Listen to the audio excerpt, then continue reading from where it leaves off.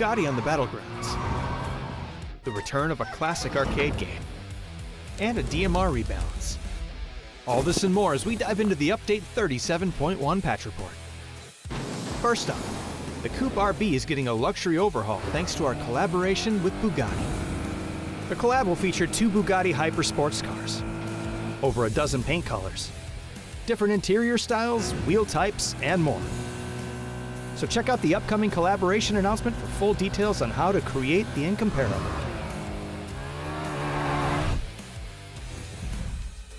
Next up, we've officially implemented the DMR changes we introduced via Gunplay Labs.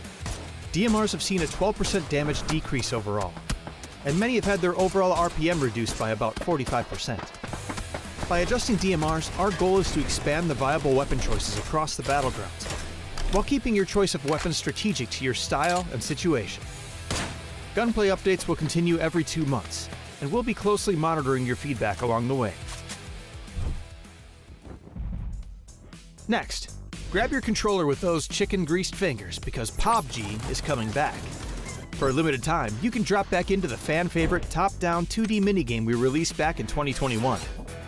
Player Omnom's Battlegrounds is a hardcore, retro action arcade experience where you'll fight powerful chicken bosses.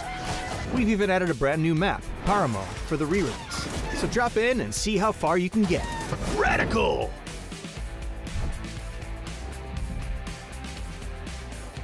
UGC Alpha is now officially live. From Update 37.1, all Battlegrounds Plus players can create UGC Alpha sessions. And we've added new sample modes as well. For more details, check out the patch notes and our official YouTube channel. Other changes include the addition of vending machines and destructible pots on Destin, and the removal of the Canted site. There's also a new rank season, a new Survivor Pass, and various bug fixes, so be sure to check out the patch notes for full details. Update 37.1 is here, so get creative with UGC Alpha, bust out the Bugatti, and turn player Omnom into your next chicken dinner. We'll see you on the Battlegrounds.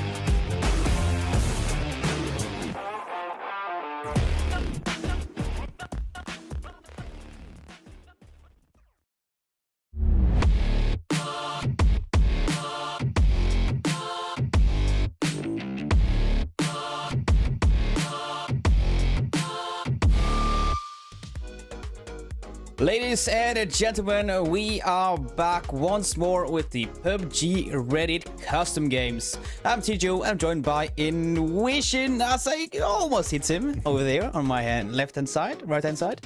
And we are here to bring you guys the action being unfolded on the Battlegrounds. Well, it's customs, it's PUBG Reddit. A lot of things will happen. Invision, are you ready, my friend? I am totally ready, and I heard that the highlights of the last time are, or of the last season, are ready as well. And this right here is some of the action happening in the PUBG Reddit customs. It was crazy back time. Like, we had the option to test a lot of new stuff, a lot of cool new missions. We had great casters, but now we are, now we have the Norwegian voice, now we have the German voice of PUBG. I'm looking forward to some action once more. Yeah, the EU voices are back, considering that almost all the other casters are either from UK or, well, from around the American region. We are back, and we are back with a bang, like they say. We have some great modes for you again today, and some challenges as well. Yeah, new challenges, some coming back. We have new missions coming in. We have, of course, the maps. We have TPP, we have first person, we have squads. We have everything lining up and getting ready for the nights. Yeah, we're back.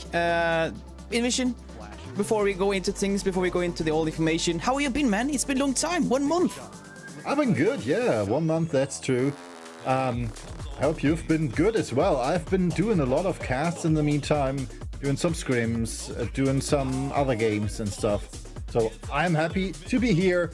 And Mad Max Playgrounds, one mode we saw just now, we'll have an updated version of that. As you can see, format and prizes, 5 games today, custom game modes, read the rules for each game mode. That one is crucial. And gain points and climb up the leaderboard. And then at the end of the season, the top 5 players will gain 7,000 G coins in total. Plus, we have 500 G coins per 10 persons or 10 players today as well. Yes, that's correct. There's G coins to be grabbed, but to get them, you need to join the games. And here are the different games. We will not go too crazy into them, but King of the Hill is one of them. Far or Close, Boom. Flame Dell, that one is really looking forward to. Game 4 will be Take the Hit, and we will finally final up the game with the Aqua Mad Max, provided by Avalama. Yeah, and he is one of the guests we have today as well. As you can see, point system, nothing changed. If you join a game, you get a point. For every 5 minutes you survive, you get a point, and then you get points as well for places. First place gets 7, second 5, 4, 3, 2, 1, 4, 6, and 8, and then that's over. Bonus points as well from missions is something you can get points from as well. We have the Smoker, you can talk about that later as well. We have the No Blue Damage, that one I'm really looking forward to. And Medic over Murder, this one, Envision, this is the perk one for you. That's my mission, definitely. Because I rarely deal damage, but I heal very much because I get hit so much, but yeah. So that would be the perfect mission for me. As you can see, we had the game Winnie the Pooh, and yeah, some dancing was involved. You only got damage through headshots, and I guess Dell had an awful time trying to hit that shot against our breakdancer here. So now we will add the option and a mission: do not pick up any weapons and survive at least 5 minutes. You will be awarded 2 points, and this one can be taken every single game. So this means that you could almost. Almost. That means that you could get points every game. We have 1 or 2 games where weapons will be spawned for you, and therefore, well, you have picked up a weapon in Hyphens, and then yeah, that mission will not count in that game.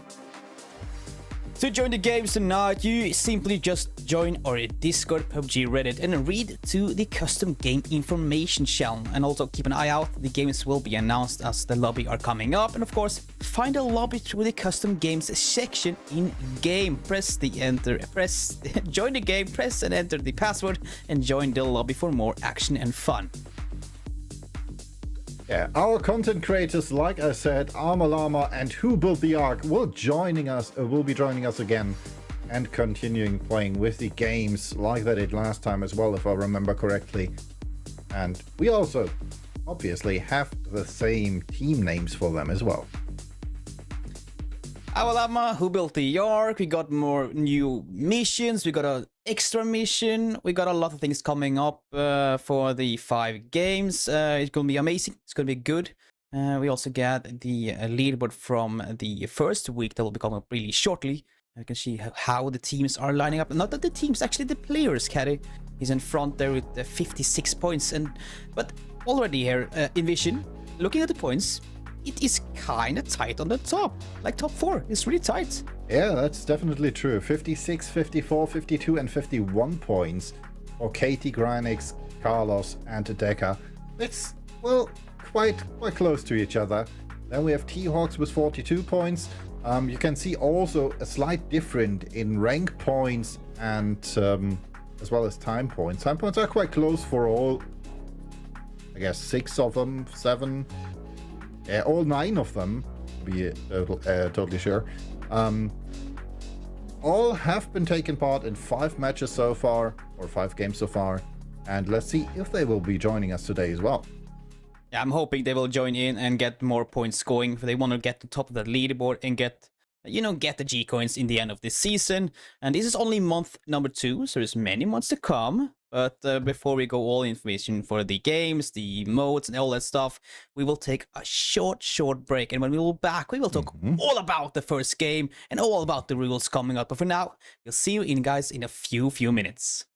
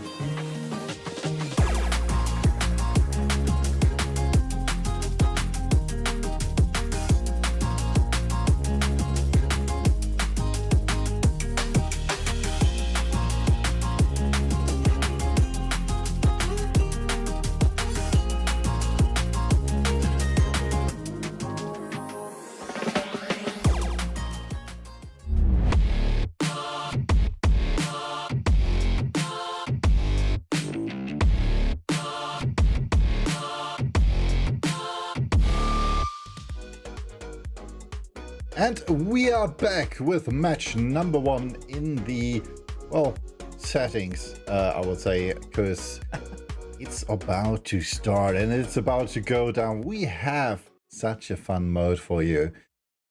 And as you can see, our details. King of the Hill will be our first match of the day. Instant death from the blue zone. So don't try to delay the inevitable. It's a slow single circle, which shrinks to a point marked on the map, so you already know where it will end. It will be played on a angle, and it's from the community vote, a first-person squad matchup. So, be fast, you know where to go, and don't let the circle catch you. This one looks really exciting, these teams that wanted to jump and play late, maybe even loot in the blue zone, enjoy it. No, you totally get denied immediately, straight on the bat. First game, denied. There's no blows in for you, mate. Nothing. Yeah, I've seen it once before. With the, I guess even with the blue zone backpack, you will have no chance at all avoiding that one. I played something similar a while ago, but yeah, not the exact matchup, but you don't want to stay in the blue. I do remember we had, I don't know if this will be a moving circle. We'll see everything once we get into the game. But I've been in the custom games the first ever month I did it. I think it was season 4, month 1 or something. We had a blue zone that was like actually shifting, like not the blue zone, but the zone you were playing in. It was shifting around the map. Like, oh no, wait, the zone is actually moving. We had to like follow up and drive into it. Imagine with the blue zone joining in, and if you get instant killed by the blue zone, it will be chaotic. You know, it will be a troublemaker. So yeah, I'm looking forward to it. It will push you forward. You have no chance saying, all right, I'm gonna stay back, loot in the blue. No chance at all to do that. You will be dead instantly. So you have to hurry. You have to stay without or out of the blue. And if it catches up to you even a bit, you're dead. Yeah, but for this game though, you mentioned the jammer pack. Yeah. Question mark. Will it work? Will it not? We don't know. That will be something we will figure out later on. It will work, but the circle instantly kills you even if you have the jammer pack. It will take a microsecond longer maybe than with the without the blue the jammer pack, but it still will kill you. Yeah, okay. So let me know this. And then the other thing I kind of wanted to mention like really fast before we go into game stuff is that we have this extra mission. You know, do not pick up a weapon. Do not do any damage. Only picking up a weapon, 5 minutes, I think it was. Like, don't pick up a weapon for 5 minutes. But with the blue zone coming in really early, maybe, you might want to maybe skip that one for now. Like, maybe, or should you go for it? Or should you go for it? But you might die. That's a good question. Well, Erangel, we know it. Me and you know it a lot. We've been casting on it many times on the custom games, on the like more professional. We're not gonna say we are on the top of the top, but we're like been casting some fun scrims. You have been doing EU Pro scrims. So you have been really looking at the pro teams lately. Erangel, that's a map everybody knows. Like, do we expect anything special? It was a first map of PUBG. Yeah. The first one there was, and the favorite of them all, at least for me. Yeah, that's the same for me as well. And it's also Miramar is a great map. I really love that one. But yeah, Erangel, do we see anything special? Do we see anything new? The team is going to do something special? I have no idea. It's the normal one. First person is squad, is Erangel, everybody know about it. But whenever we get the chance to look at the circle, it will basically change around the entirety of the game itself. It's super tiny. You guys can't see it yet. We can see it. I'm cheating on the side. There you have it. Look at that tiny little circle. Like, what? I don't know what to say. That will be the end circle, to be precise. There, it's all right. I know what they did there. As you can see, the first teams are already dropping out, searching for possible loot before they will advance to the circle. Some will already try to find a location close to the circle to land and loot. Others might think about using a different approach and using, well, more slower approach, like we can see with Lightbyte's Mr. Reddit team, and Ormalorma's team is also quite far away with their drop spot at the ferry pier. Yeah, well, one doesn't like people, who just want to go away from everybody, play it cool, and just do the content created things, it's just, I don't know, maybe it's going to go for the ferry itself. I have no idea, but they need to think about something though. Yeah, they can see that, like, the first circle, it's tiny, it's not going to be the biggest. They need to have in the back of their mind, don't forget about the blue zone, because I think that's something people kind of forget. It's blue zone. Normally it's always going to be nice to you. The first 4 or 5 circles is always nice, but now it will instantly kill you. Do you think there will be anybody like kind of forgetting about it and then suddenly getting, oh no, I got instantly killed? I guess that might happen, but we also have the first kills here between that should be Team Broken Armor versus the Bullet Dodgers. BRK versus sure. CC looks like for now. CC should be cast as cursed, but the logo is not matching. Maybe it's Clumsy Commanders. Yes, it is Clumsy Commanders. Yeah. Yes, it is. Okay. Only one guy remaining already. The rest of the team has been taken out. Everyone. Do they play for the safe game now? Do he goes for like the wait and hope for the team to bail out so he can rest his teammates, or do you go man mode and just send it to them? By the looks of it, it says man mode coming in from Clumsy Commanders right now. And we can also see some shots in the back there. But Scuba Fighter has to watch out now, because 1 versus 4. And we can see shots coming in already. While in the split screen, we have the Caster's Curse team going wild on the ferry pier.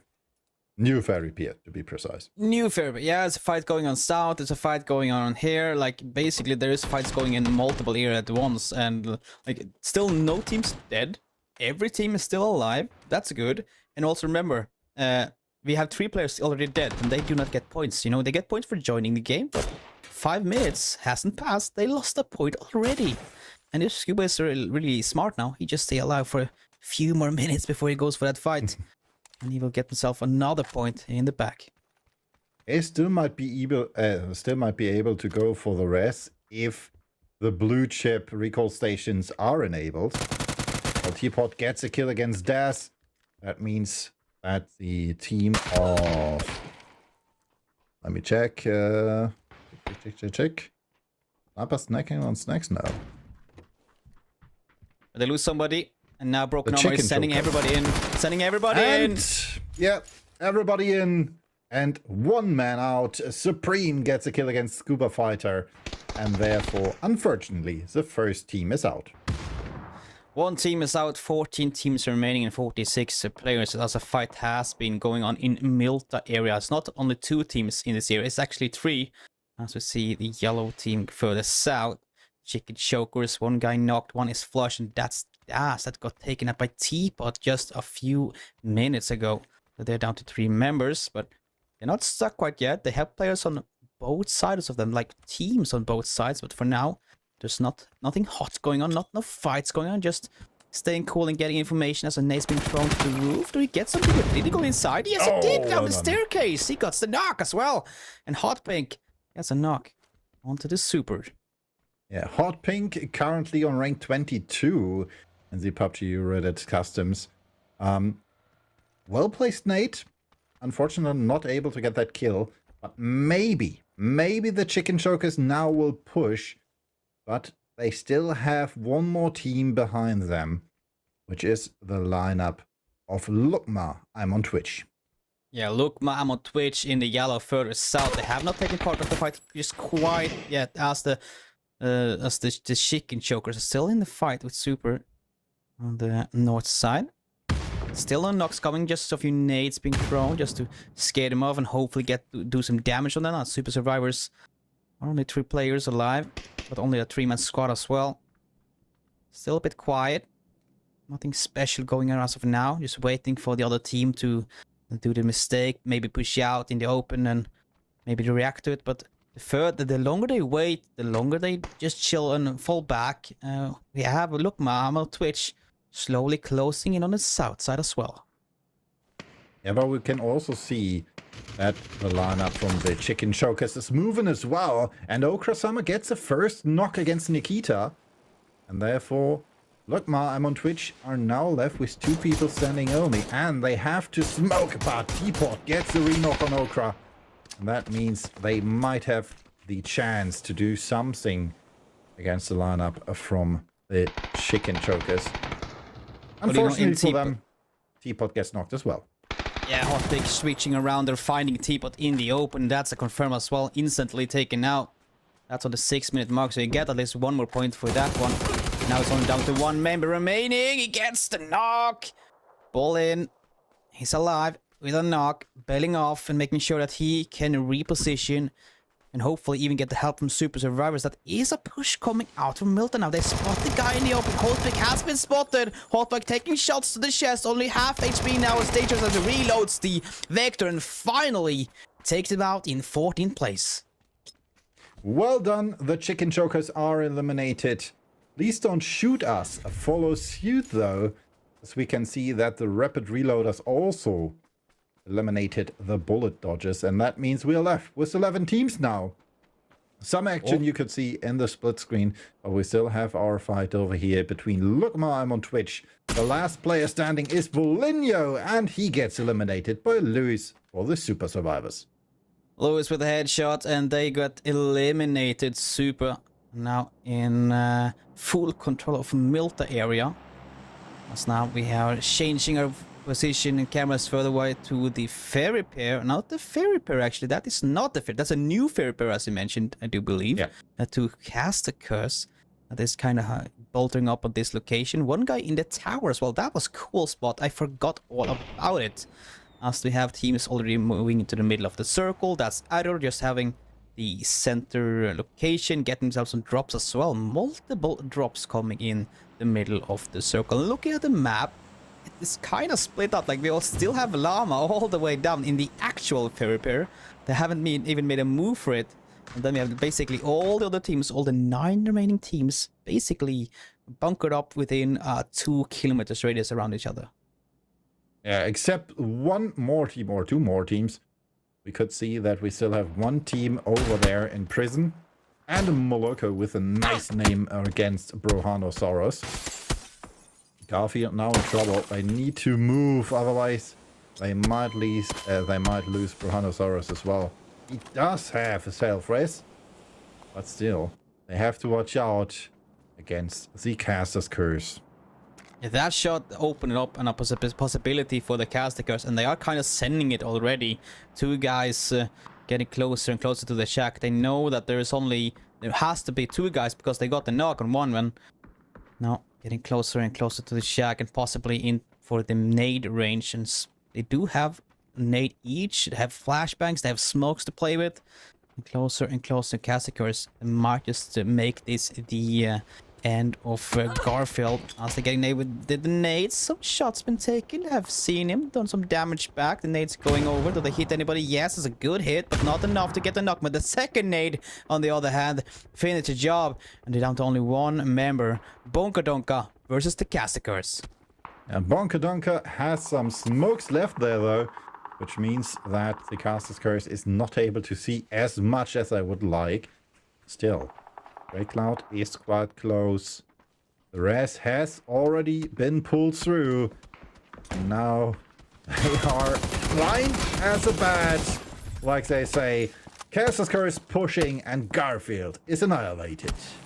They have been annihilated, and that's why everything was happening over on that side. Adder has kept themselves some friends from the rapid reloaders, but now that fight has been backing down as Adder did hold of a really strong defense, taking out one of them. The second has been knocked and bleeding out, leaving Vargol all alone as he's now facing between 2 teams in the middle of the entire map. Does he get shot? Does he get the hits? Nah.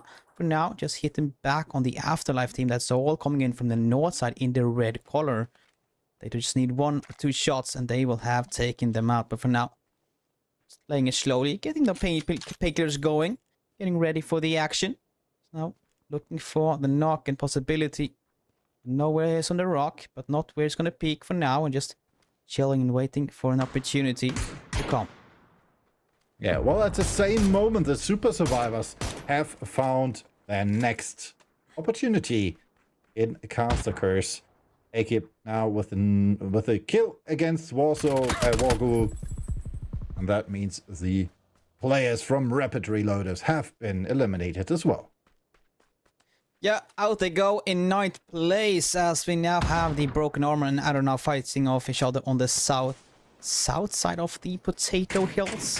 Adder still inside the circle, but like they have gone really early to the center of the circle. Do they need to? By looking off the map, it's like still 8 minutes until the blue circle will start shifting this direction. Not start shifting, it has started shifting, but 8 minutes until it touches the white circle. They have gone early. Has that been the doom of them for later, or is it the smartest play? I have no idea. We will see once the circle touches, but we also are currently watching one of the best players so far in the lobby. Deka, currently ranked number 4 in the customs, is searching for his next opponent, and he found it in Farton. Yeah, as you mentioned about him, one of the best in the lobby, and he delivers just as you foretold, getting a knock, and his teammates are not pushing after him. They're just holding on multiple angles. Wait a second, I take that back. They're pushing for multiple angles, and then double knock for multiple players. Then they come on, knock and return from the Broken Armor, and the US start getting one back in the immediate flush after, but he's now all left alone from Broken Armor. Farton and Wildfire Demon are knocked and getting flushed as we speak, which means there are still Katie, Kazoo, and Grynix left alive for the team of Errol. As we can see over here, Farton will get eliminated. And that means Ustad is the last remaining player for Broken Armor, and Afterlife might be in trouble as well, because Mudlock has awful luck and gets some hit by Broken Armor. He gets taken low and backing off and back to his teammate to get the first aids back and going. As they find themselves in the middle of the circle, they are fighting teams on the south and east side, and then another team finally joining in on the battle. Not been taking part that much just quite yet, Mr. Reddit, as Apocalypse is now making his way with his teammates closely following behind him towards the center of the circle. Now, I think we'll see most of the teams will make it towards the center of the circle. Still 6 minutes until it will shift into the middle, but still many possibilities to happen. Many rotations can be coming in on multiple angles for the center circle. Will players push it in the middle? Casticos is close. Afterlife is in the middle. Well, there's a lot of things that will be happening. Looking at the little tiny mini-map in the right-hand corner, there's a lot of teams on top of each other, and finally we get some more action on the east side.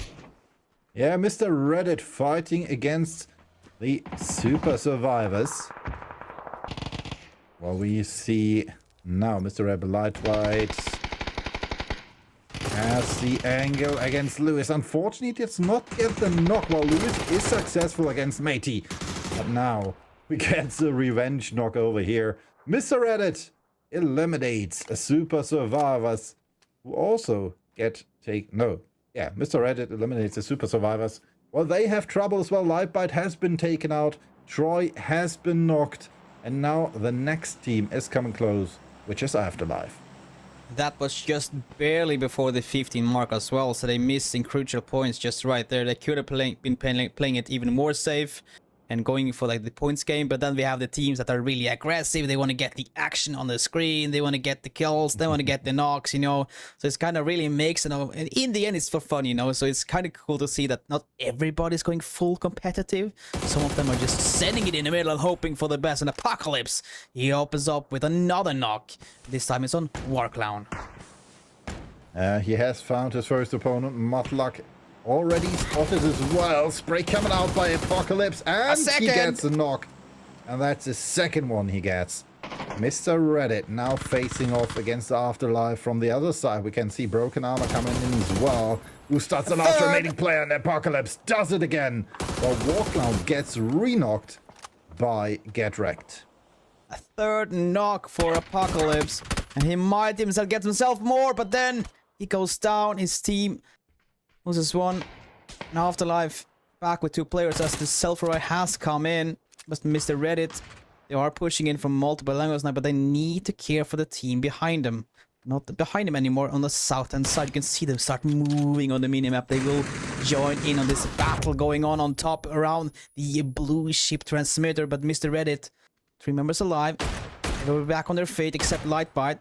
Now just focusing on everything that moves inside a tiny, tiny house in the middle of everything. And it's wondrous to see how many of the players are currently stuck at the eastern part of the map. Everybody focusing on that. I'm not quite sure if we have someone else. Yeah, still. There's still some more teams out of the circle yet. Blue Zone coming in. Waylit gets knocked. And that means we are losing Afterlife most likely in a few seconds. Apocalypse gets another kill, and that's 5 for Mr. Reddit. Afterlife though, Waylit had that self-revive, so he is back on his feet. I do hear something outside. Is that a nade, a blue? I have no... That's the blue now! Oh, there he comes. That was a perfect one. And Afterlife, they gets eliminated. They're out in 6. Now we go over to the fight with Casticers. They're joining in as a third party as well. Get themselves some knocks and a knock in return. So it's 1 for 1. Hoping for the best with the flank coming in from Meta Soldier on the right-hand side. Trying to find something and potentially holding them back. But he's moving just way too far east to get the momentum going for now. He's just at least confirming that the right-hand side is clear. But Mr. Ready holding the back. Everybody from Mr. Red is on the north side, on that bridge, and hoping to spot somebody in the open. And from the south, we can see Armalama's team arriving. Notari with the knock gets knocked by Deka. This Arrow did retreat there. They did get back down from the hill, shifted to Pachinko and said, all right, let's try to regroup again, get some more loot and see what we can do against the teams. And it's not looking too good for Armalama's team, losing all matches every time. They were looting on the south side all alone, then they went to the school on the north side all alone, and then finally coming back and losing 2 players as they came in with the EAPs. They're still alive though, 2 of them. It's Fury and Cassie. Cassie getting a shot in the sky. Be careful. Imagine that the Moloko would hit that shot, but luckily for Cassie, she survives and backs off, and they find themselves on the north-hand side of the map. C4 Well, we plan. can see the C4 is utilized as well. Next knock by Meta Soldier against Apocalypse, and now Mr. Reddit might be out of luck. Finally, we also see the zone coming in, looking at the screen. Finally, you can see it down in the right-hand side corner. We get the zone coming in, and it will hit in 1 minute's time. That means that this circle will be the end circle, and the teams need to play around it. The fights are continuing, though, on the right-hand side, as Moloko has pushed up to the house and got himself a knock. And a flush as well, as Get Wrecked has been taken out. Now down to only 1 member for Mr. Reddit, and the nades go back, and the damage as well from Arrow. Looking at the kill feed, it's added all over, and they take not out only 1 team, but the second as well. Mr. Reddit is out, Cast the Curse, they're out. Yeah, that only leaves 2 teams, which are Arrow and losing all matches every time, which is Armalama's team, with Fury and Cassie. They are the last 2 players standing, except for the lineup from Arrow. And if I'm not totally mistaken, Arrow should be a full Turkish lineup. Ooh, I know that the Turks are good in PUBG, but can Cassie do something about it? For now, that's a no, as Cassie has been knocked with MK14. The MK14 and been knocked down. The push is coming in as well from Deka, one of the most dangerous players in this lobby. The flashbangs are coming over the nades, but luckily the crater's in the way. But a 4th nade will most likely take Cassie back, and yes, they do. Katie get the knock. The push is coming in, and this is looking really, really bad for Armalama. It's Fury holding from the tree, trying to hold them back as much as possible, but it's going to be hard. They're coming in from 3 different angles, and nade's coming back. He gets knocked, but he has self-revive. 8 seconds. Can he make it in time? No, he cannot. And then in the end, he will go down, and it's going to be Adder with the chicken dinner and 14 kills. Over 20 minutes survived in game number 1. Yeah, 1,674 damage and 7 assists for them. And, well, that was an awful... that was very awesome. I'm out of words. Yeah, you mentioned for 1 second there were like 7 teams around that little house for a second there. Like, what's going on? Everybody's fighting in the middle, like 7-8 minutes before even the zone is hitting them. But it was cool. It was always action, always fun. So that was just amazing. Yeah, and amazing is what we have next for you, because we are gonna head over for a break before we will return with match number 2.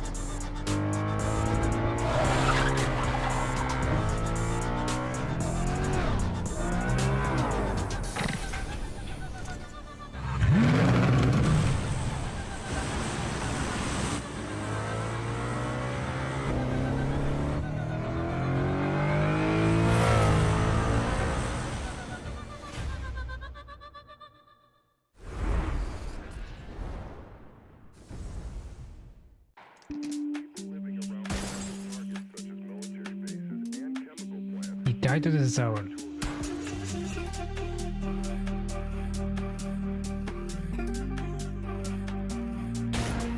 Oh my god. My life flashed before my eyes. Yeah, you tricked me. Oh man. You missed. Almost hit that guy with the finisher. Oh my god. Oh. Yeah. Oh, we made it. Oh my god, no, no, no, no, no, no, no. No. Can I shoot from you? Okay. Be long dead. That'll do. Oh my god, no. No, we're so No, dead. that's fine. Just It's 10 not- seconds. We're not, I'm not. Are we gonna die? I think we're gonna die. I think we're gonna die. Oh my god. Oh, Natalie. Where's Natalie? No, it's okay. Oh. See, it was safer to be honest. What?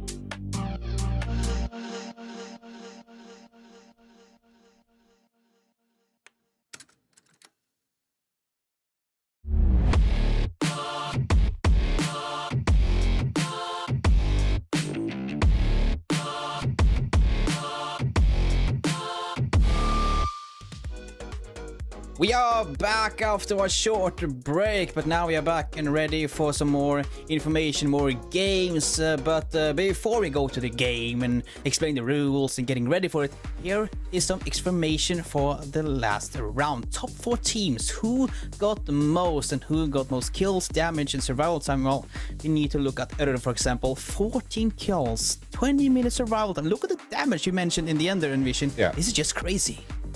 Yeah, considering that we have losing all matches every time with, well, 100 damage and no kills, well, they still got 20 minutes survival time, which is more than Mr. Reddit and Caster's Curse had in the end. But they did have more kills and damage. Unfortunately, that's not what counts. Now it's about the placement points and it's more survival time and mission. And here is how it all wraps up after the game number 1 for the day. Been joining in with the previous leaderboards, and Katie's now still on the top, 72 points. That's a lot. She's done a mission as well for this game. But Greenex is just behind in 70. It's really tight in the top 2. Yeah, we lost 2 players, which did rank into the top 9 at the start. Unfortunately, T-Hawks and Carlos are not playing, but we still have some more matches where they still have the chance to return. Well, there's a lot of points to be gained. We still have 4 games coming up, and the next match, it will be Far or Close Boom. It's on the screen, as it mentioned, mortars, sticky bombs, and a stun gun. That's all you have to play with, and top of everything, there's no vehicles and no melee damage. On the top of that again, on Sanok in third person, it's gonna be crazy. That's something well, if I was a player, I wouldn't look forward to, because I am awful when it comes to nades, sticky bombs, and mortars. This would be the perfect game for you, Envision. If you could take part now, me watching you, that would be amazing. Well, yeah, mortars, Maybe next sticky time. bombs. What do you think of this? There's gonna be a lot of boom, as it says in the title of the game. Third person, that's cool. We don't get the chance to cast much third person. We always mostly do first person, and we first get the chance to do third person. It's always those crazy game modes. It's always those weird stuff being voted by the community or by the production itself, or even our llama joining in with a few missions himself. But this, yeah, it was fun. How many mortars will be in the sky at the same time? The stun gun. I hate it when my teammates are stun gunning me. Yes, Teapot, I know you were in the game somewhere, and he loves to do it. The stun gun is my worst enemy. Finally, I can see everybody else getting that stun gun to their butt. Oh, well, maybe some other parts of the body as well. We will see. Nonetheless, this is action-packed, if I might say. And, well, they will go down to the bottom of it if I'm not... Well, that's something I'm sure about. Let me say it like that.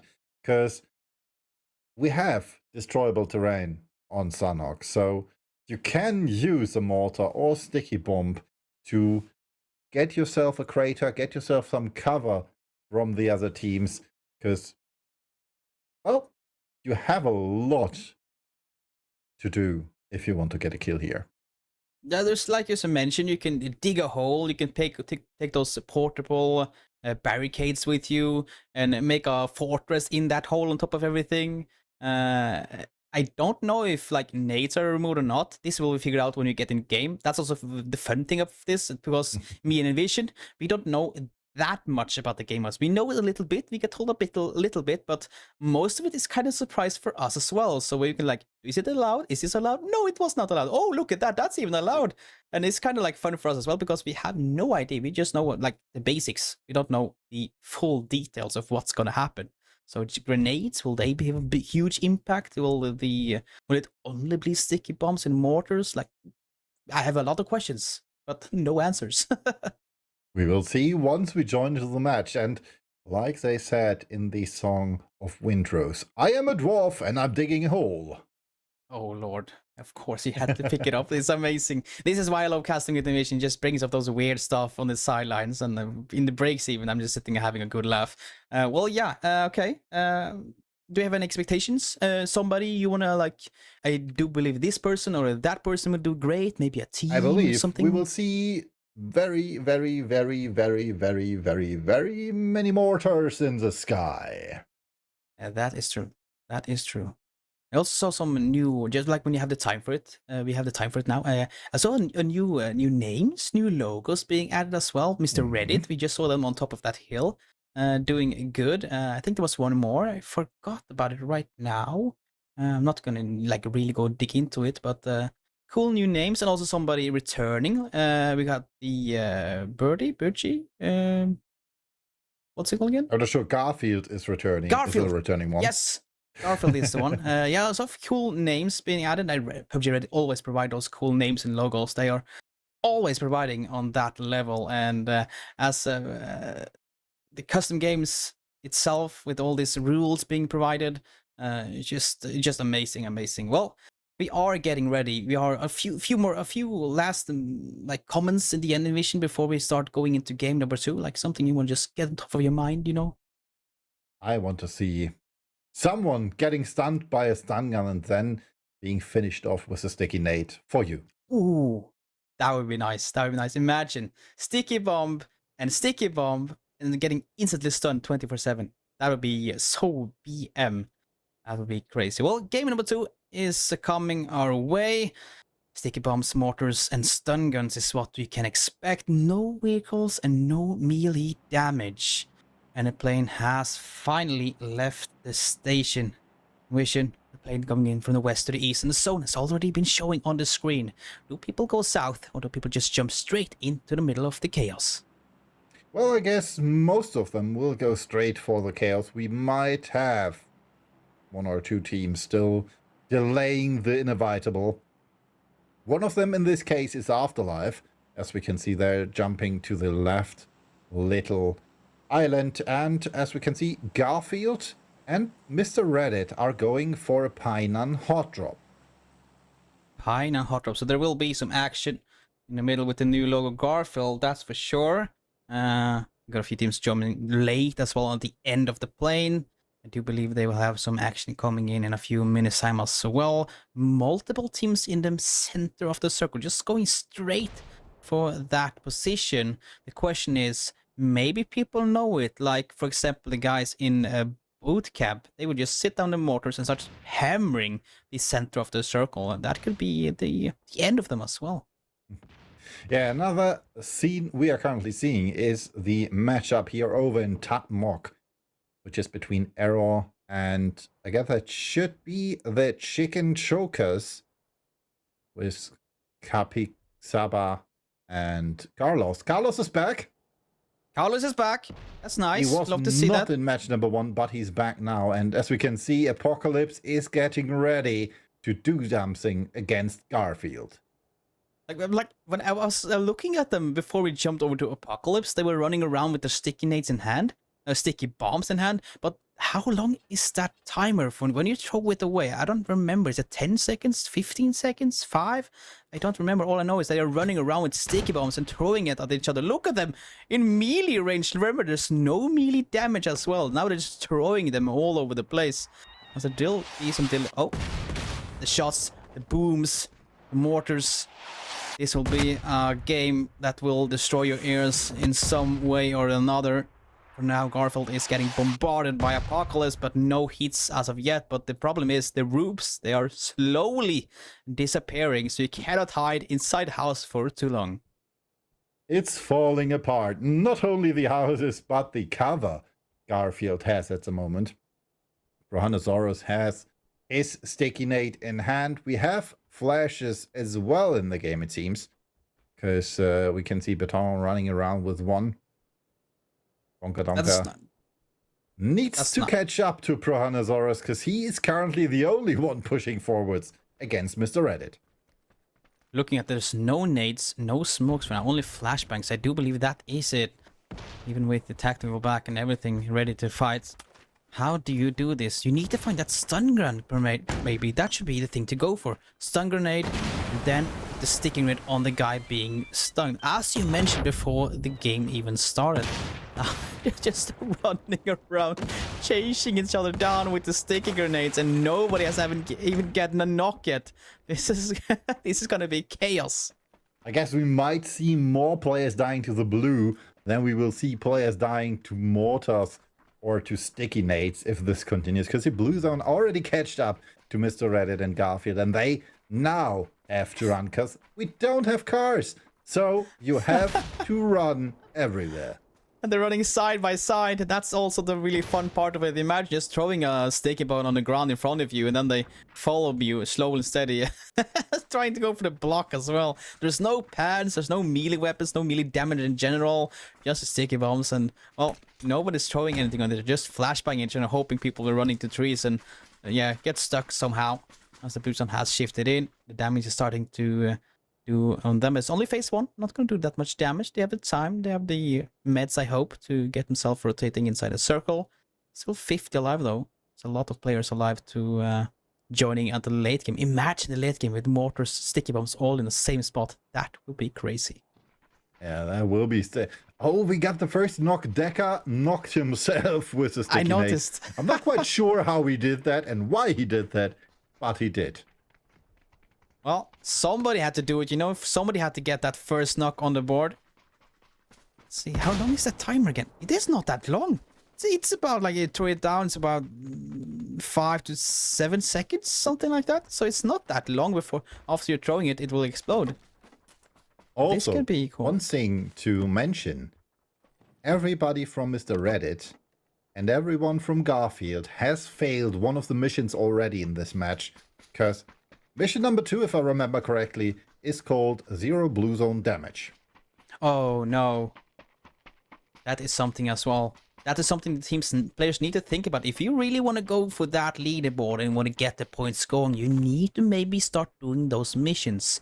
I remember last month I actually participated myself, and we always went for those missions early on, just get them over with, and then just enjoy the last game, so you don't need to think about those mission points. And then as you mentioned, some of them has already failed once more with the blue zone damage. Chicken Chokers fighting against the team from BB. I'm not quite sure who that is at the moment. Listen to that sound. The bullet run. No, RR. It's RR. It's the rapid reloaders. And the cell phones are calling, but nobody's dying. This is great. This is gonna be so havoc. The question is, have they gotten themselves enough of those sticky bombs? Because they will drop fast if you continue like this. Being thrown all over the place, but nobody taking damage yet. But I think they're just waiting for the chance to maybe stick the sticky bomb onto somebody. Is that even possible? I have no idea. If you can stick it to somebody. Doubt it. Normally you can only stick it to the floor or Yeah, floor, vehicles, to a wall or something. Yeah. So no This question. people. And the most... the best course of action over here is using the mortar, because it hurts more than one of those merely dealing a bit of damage sticky bombs. I'm surprised nobody has gotten themselves a kill yet. You know, you can just, you can run up to people with a stun grenade, maybe a deck again with a with a self kill. That's the second time in a row now. So I haven't seen anything else on the kill feed. It's always himself. But yeah, the stun grenade, nobody has gotten themselves close enough to use it, or do they even have it? Maybe it's like a low, spawn rate on it, because it's gonna be OP, not OP but really good in this custom game. I do believe maybe that's the reason why we don't see anybody with it just yet. But for now, all I hear is the what's going on with the arrow? What are they up to? Are they baiting? I don't know. I have no idea. Really don't know. Maybe they're trying how many damage one of those sticky bombs does. That would be the only explanation. Well, we have another fight over here between the Super Survivors and Lutma. I'm on Twitch. I know what they were doing. Heal more HP than damage dealt. That is what they're going for. Yes. That's what they were going for. That's smart. Just get it over with, get those missions going straight away. As we are focusing in on Watchma. I'm on Twitch, getting chased down. Question is, there's nobody getting knocked or... Oh, wait, we have a kill! We have a kill! Nixie got himself a kill. Joining in. It's nice. Having a good fun. Super Survivors. Yeah, that is Nixie. I got told on the air that he's joining it from Riyadh. He's actually just finished his tournament in the Esports World Cup, and now he's joining in the better tournament, the best you can ever imagine and find, Reddit custom games. So yeah, but he gets the first kill, going in the favor of Nixie. Nixie played a 4 Virtus Pro in the EWC, and they got 8th if I'm not completely mistaken. Yes, correct. First place was by Twisted Mind, but we have the more fun games here already. Linear now with a kill against Excess Virus, which means that the Super Survivors lost one of their players as well. Dangerous Hank, Ice Killed, trying to get more damage in against Lukma. I'm on Twitch. With those very high sticky bombs, they want to take some damage against the heads of their opponents. This is just going ham and crazy. Throwing this token, yeah, you can see it bounces off the bodies and they can't be stick to the person, as you mentioned earlier. Now we kind of get it confirmed as well on screen. But still, nobody has kind of killed themselves, but killed each other in the palace area, just running after each other with those sticky bombs and providing us with a fantastic amount of music with the dots and dials and everything, and dials coming in. But no knocks just quite yet. The knocks are coming somewhere else on the map. So we have a multi-stream coming in with them down in the right-hand corner, but still, the only damage that is actually coming in is on themselves from the other team. They're just going for that that revive mission. The heal mission instead of damage mission. as that is the one they can safely go for now in this game. Yeah, let's try to destroy everything, it seems, is the current mission for the rapid reloaders over here. Facing off against the chicken chokers. Well placed. Unfortunately, Fury and Co. are not lucky enough to get a knock yet against Leroy Satan or someone else from the rapid reloaders. And it looks like Afterlife is joining in as well. Warclown from up off the roof, as well as Mudluck and Co. from the ridgeline there, trying to get knocks in against the rapid reloaders and the chicken chokers. Having the high ground, throwing down as much as possible on those houses to take them out, and maybe himself get a knock in the mission. Finally, we also have the phase 3 just coming in. The zone will be shrinking. That means there will be a higher chance for those knocks to finally connect and those flush coming in. But I've also seen before that they are really good at picking up their teammates and running away with them of the knocked players and get them back up. The only problem then is that people will chase you down, and that rest will be really hard to get in. Especially since you are slower if you carry someone. Nonetheless, you still have a chance to get away if you are lucky and someone else is pressuring those people. We can also see some mortars being deployed. Dangerous Hank now knocked by Ice Killed. Most likely will die to the blue zone if he's unlucky. We see Dangerous Hank getting picked up. He's running. But now... Oh, that nade hurt. Or that sticky nade hurt. The blue zone damage. Look, no, I'm on Twitch. Gets a kill. Dangerous Hank is eliminated. Ice Kill takes home the additional stuff from the inventory of Dangerous Hank, while Cassie gets a knock with a mortar against Wombo combos.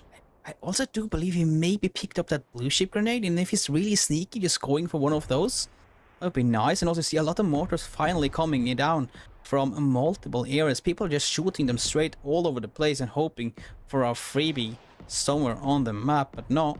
Starting to still quiet in the kill feed, not that much happening. Still 47 players alive in phase number 4.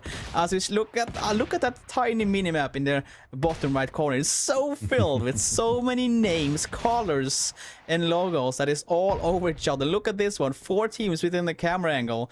Wilt the Arc on the left hand side, trying to knock T-Bot back as he's bailing out towards his teammate on the right hand side of the road.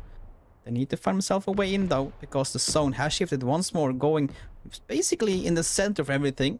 They need to find a way later on, but for now, they don't need it just quite yet. Still 1 minute and 30 seconds on the clock before that blue sheen shifts in to the center of the circle. Bravo Gamer now with the next knock against Lewis.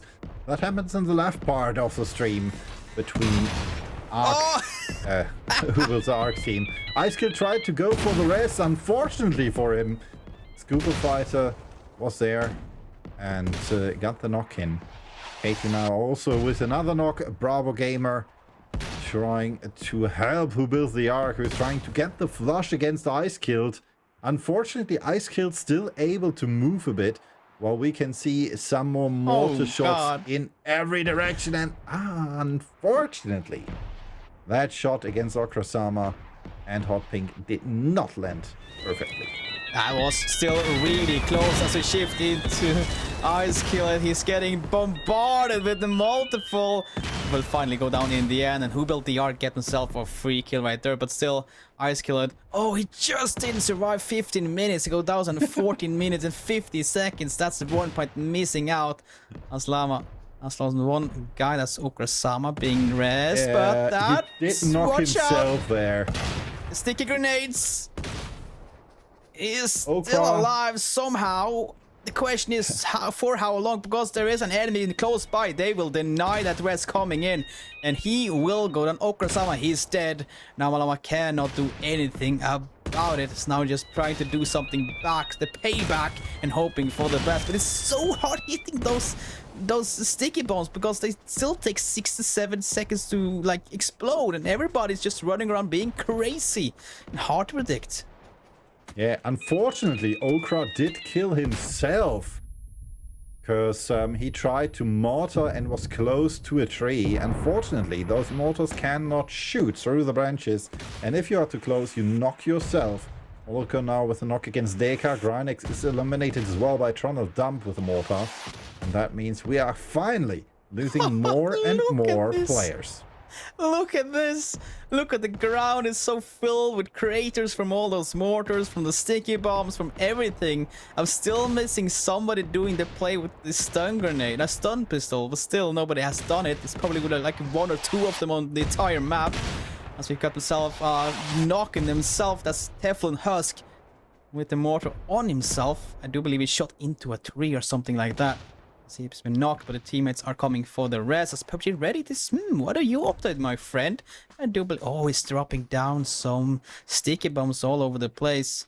Being a nice delivery of some extra sticky bombs all over the place. Delivery. I guess that fits. I see what you did there. We see some players coming back with Dangerous Hank and Ice Kill. And good for them. Lewis coming back as well. You still have the chance to partake if your teammates did grab your ships. Cause Madrid! there are coming more and more mortars in. The circle is getting smaller and smaller. And the chance that you might really knock someone is getting bigger and bigger. Just listen to the sound. There's so many mortars being deployed and looking at the... sticky bombs all over the place. 40 players alive. Like, how is this even possible? Well, as you can see, the most you use at the moment are the sticky grenades. And if you hit someone with that, well, that's a gamble, to say for sure. If someone is knocked, it's easy to flush them, but you first have to knock them. Atari now with the kill against Katie, so Error is losing a player as well. We can see Lightbite, oh no, Kazoo going for those sticky nades, trying to get more ammo. And we can also see some players are out of ammo and searching vividly for more. It's Fury! Well done, Fury! Wow. Finally, That we get ourselves was- some crazy stuff on the kill feed. Let's say that was an atom sticky nade. That is true. It's Fury with a double kill. I don't know if he killed himself or still alive, but all I know that Luke Mom on Twitch has finally been eliminated. That's the first team to go, and still 14 teams remaining. And something I did look at 1 minute ago, Katie, our a season leaderboard leader, got taken out, so she or he will lose a lot of points, as this one will go all the way down to the wire. Well, the longer it takes, the more points you can get. We're almost down to the 20-minute mark and still have 32 players alive. More being taken out, and one of them is Who Built the Ark. With his team, please don't shoot us. Still being alive, but he got eliminated. Morocco gets eliminated as well. Hot Pink does his deed again with a double elimination. Well, Unknown Homicide is eliminated, or almost close to it, for Chick's army as well. Armalama gets a kill against Grace Cloud, and that means we're down to 28 players, and it's getting, well, more easier and more hectic on the map. Yeah, now the zone is shrinking even more. Look at that tiny circle down in the right-hand side corner. As there's some more kills coming in, more knocks, as there's more players in a really crowded area. So now you can just throw it somewhere and people will forget about it and run over it. But looking at the craters, providing some cover as well, this will be crazy towards the end. As we have got himself another kill. That's Ice Kill finally down. Scarf will get himself another kill. Hot Pink with the sticky bomb once more. It's being thrown all over the place. He got himself a double and triple kill just a few minutes ago, but now it's been quiet from his side. Alvalama has been taken out as well. We start just after the 20-minute mark. Yeah, Dell flying around trying to get the players to pick up more sticky nades and get more chaos in Kazoo now with the knock against Scuba Fighter, which means there's 22 players left on their feet and more will be going down shortly. But there are still more shots coming in. Please don't shoot us eliminated. Bravo Gamer is the last one who was still alive. Gets taken out by Carlos. Like, still 12 teams alive, 21 players and 20 minutes being played. They're finally, I do believe, Spheres will go down. Yes, finally, 173 damage in that one. And a rapid reloaders, they're out in 12. We're down to 11 teams. Bonka Donka with the kill against Wargul. Well, theoretically, we could count 10 teams because Dell is doing stuff on his own again. Dell is just being Dell. Dell is being deleted in the last match, I guess. I heard. And Optic is out. losing all matches every time is eliminated. Same goes for Error. Kazoo goes down against Carlos. And Carlos does an awful lot of kills in this match. Cassie is still alive in the middle, just trying to survive for as long as possible. And luckily, nobody is chasing her for now as she's backing off. And I myself some crates and more util to play with later on. But the problem is it's shrinking even closer now. We're in phase 7. It's now almost at the end of the circles. Towards the end, there will basically be 1 or 2 guys getting all the kills, because whoever gets the first knocks, they will get the kills in the end, I do believe. But still, 50 players, 9 teams. There's still no placement points being provided. Next knock against Dangerous, hanged by Carlos, who got the kill against Carlos before that though. So no more kills for Carlos. Nixie still alive for the lineup of Bullet Dodgers, joining us right here from Riyadh after taking place in the EWC. And Getrek, well, he is quite close to getting eliminated as well, but gets through with the heal before Garfield can knock him out. I do believe it's down to like 1 HP and get that first hit off. There we have it. That should be a kill. There we have it. That's Daz getting a double on Get Ranked and a Dangerous Hank. And we're finally inside the top 8. We're finally in the placement point. Nixai just joined for game number 1. 4 points. Average survivor time with 7 minutes. And he is out as he kills himself. Goes out in the 8th. Yeah, he learned that, and he does. You don't give points to your opponents. Rather kill yourself. Bush Campus, well, Del deletes himself, and you can see it. There's almost no terrain left which hasn't been destroyed by those sticky nades. Suddenly we go from 15 players to 6 in basically 1 minute. Now it's all down to those 5 remaining teams. But who will come up on top? The nades are all being thrown towards the middle, and you can see it, hear the sound of the explosion, but nobody going down. As I talk about it, Lewis will die. Super survivors are out, and we're down in the top 4 now as another player has been knocked. 1 versus 1 versus 1 versus 1. Garfield is still alive in the middle. Have plenty of sticky grenades being... Wait, are we almost out of them? No, we're not. Still sticky grenades being looted all over the place, but no knocks coming in. Yeah, there's still too much place for all the players to go to and trying to evade those sticky nades being thrown. Daz now kills Wildfire Demon, so we still have only 3 players left. One of those is Sniper Snacking on Snacks, which is Matey Troy. Then we have Daz for Chick's Army, and last but not least, Mudluck for Afterlife. And that nade, well, oh, it's shrinking. not do any damage. Look at the zone. They're almost on top of each other. Who will get the last kills? And there you have it. It's a double to finish it off. And Mudluck from Chicken's Army take the last one. And they take the chicken dinner in game number 2. Yeah, 10 kills for them as well, which means they did get the most kills. But we also had the chicken chokers with most damage and most assists. In the end though, they did not get the most kills. But still, awesome showing from them. We will have more action shortly, because if I recall correctly, match number 3 is Blame Dell. But before that, let's hop over for a quick break.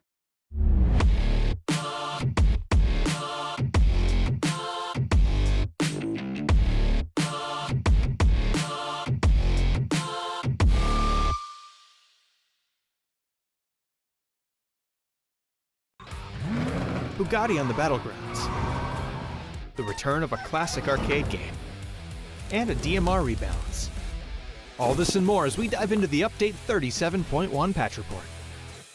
First up, the Coupe RB is getting a luxury overhaul thanks to our collaboration with Bugatti. The collab will feature 2 Bugatti Hyper sports cars, over a dozen paint colors, different interior styles, wheel types, and more. So check out the upcoming collaboration announcement for full details on how to create the incomparable.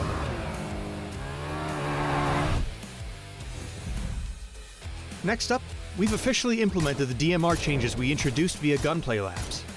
DMRs have seen a 12% damage decrease overall, and many have had their overall RPM reduced by about 45%. By adjusting DMRs, our goal is to expand the viable weapon choices across the battlegrounds, while keeping your choice of weapons strategic to your style and situation. Gunplay updates will continue every 2 months, and we'll be closely monitoring your feedback along the way. Next, grab your controller with those chicken-greased fingers because PUBG is coming back. For a limited time, you can drop back into the fan-favorite top-down 2D minigame we released back in 2021. Player Omnom's Battlegrounds is a hardcore, retro action arcade experience where you'll fight powerful chicken bosses. We've even added a brand new map, Paramo, for the re-release. So drop in and see how far you can get. Radical!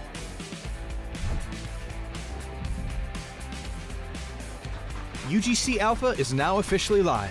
From Update 37.1, all Battlegrounds Plus players can create UGC Alpha sessions. And we've added new sample modes as well. For more details, check out the patch notes and our official YouTube channel. Other changes include the addition of vending machines and destructible pots on Destin, and the removal of the Canted site. There's also a new rank season, a new Survivor Pass, and various bug fixes, so be sure to check out the patch notes for full details. Update 37.1 is here, so get creative with UGC Alpha, bust out the Bugatti, and turn player Omnom into your next chicken dinner. We'll see you on the Battlegrounds.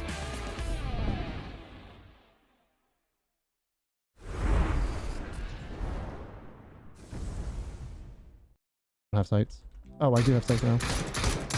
I man just disappeared teleported. for me? Yep, just teleported. I found something insane.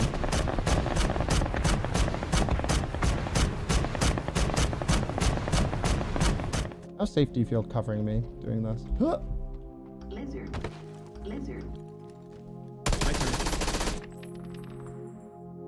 They thought they had the coolest play. Ayo, baby! There you are. I'm just reducing his There you frames were. down to 0. I'm lived it. I'm so close to you every time. Oh, my game officially crashed.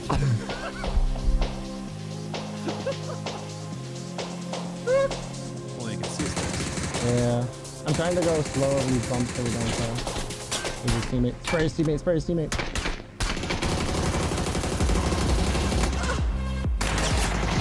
Nice. Now we bait him. Oh, he's right here. Left side. Red side. That was weird.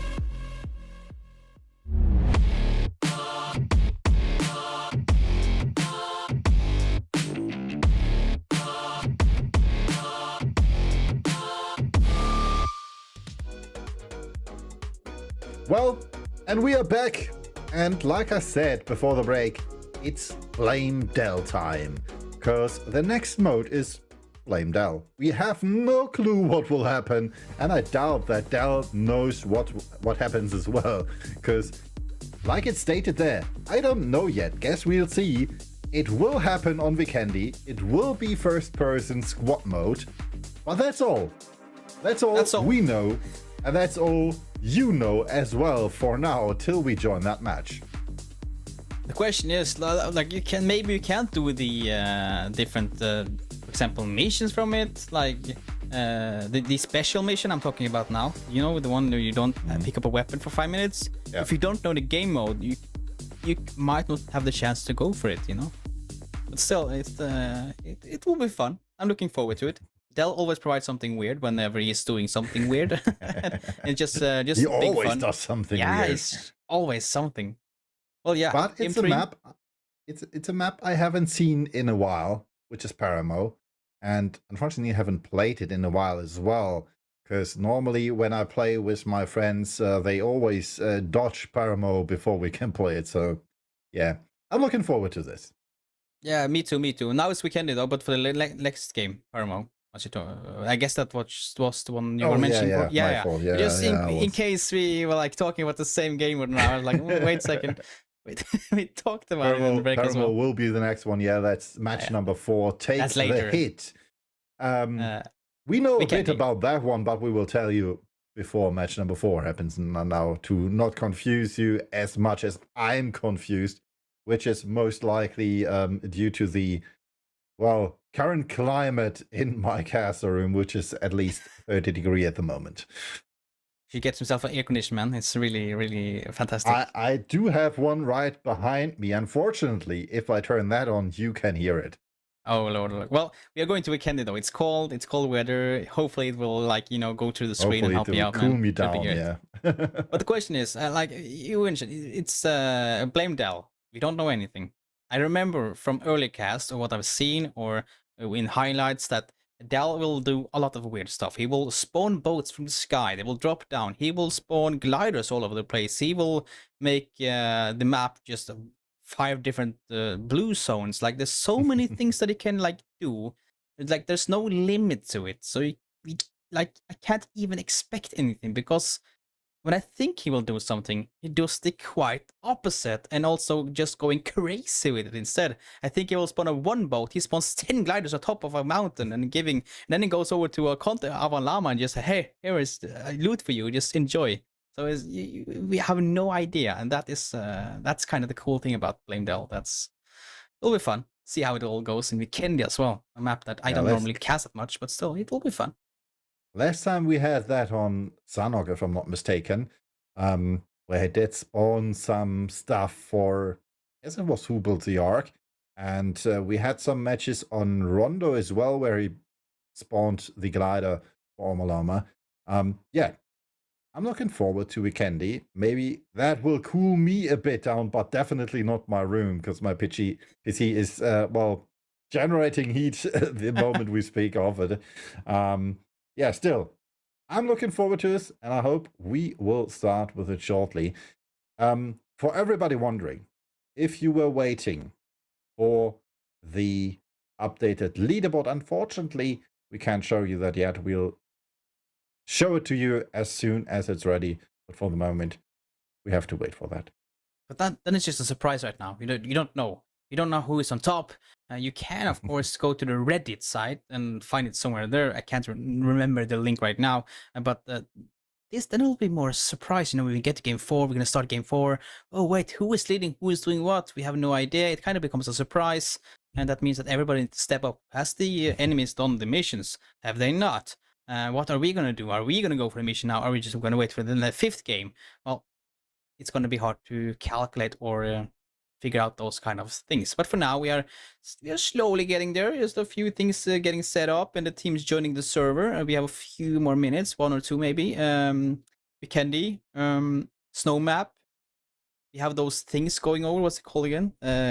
Goldon? No, Goldon? No, I don't can remember. Those things. Gondol. Yeah. Gondol is the German word, or gondola in English, if I'm not mistaken. And as we can see I can see on the map stream that we are almost ready, because the game has started, which will mean a few seconds before we will join into the match as well. Maybe we will have an action-packed match in Dinoland. Maybe it will be Castle Clash. Maybe it will be Deka Master's Wondrous Wonderlands of Doom. We will see what happens in this match, because it's Blame Dell time. Well, Blame Dell, few seconds away. Gondols. I'm saying gondols, yes. Something about it. I have a good feeling. Something about it. I don't know what it is. I don't know what's going to happen, but I do think gondols could be a good part in this map. As I mean, Game 3 finally here. Weekendy. First-person squad, and a plane is coming in from the east-hand side, and all the way across the map to the western side. Basically, not a perfect plane path straight above border, but it's a good one. And the circle is already showing for the teams as well. We have basically most, not all of them, almost all of them, except a tiny few players here going south, and then the rest of them are all going north, and one team remaining in the plane. I guess people are really as scared as us when it comes to the rules and what's gonna happen. We also have some game modes where we have had the option that there will be spawning in a few things after a certain minutes. Like after 2 minutes, they will spawn a card on you. After 5 minutes, there will be spawning ammunition and weapons on your body. You need to stay outside. Like all these kind of things, nobody has any clue. Nobody has any ideas. All they know where the circle is.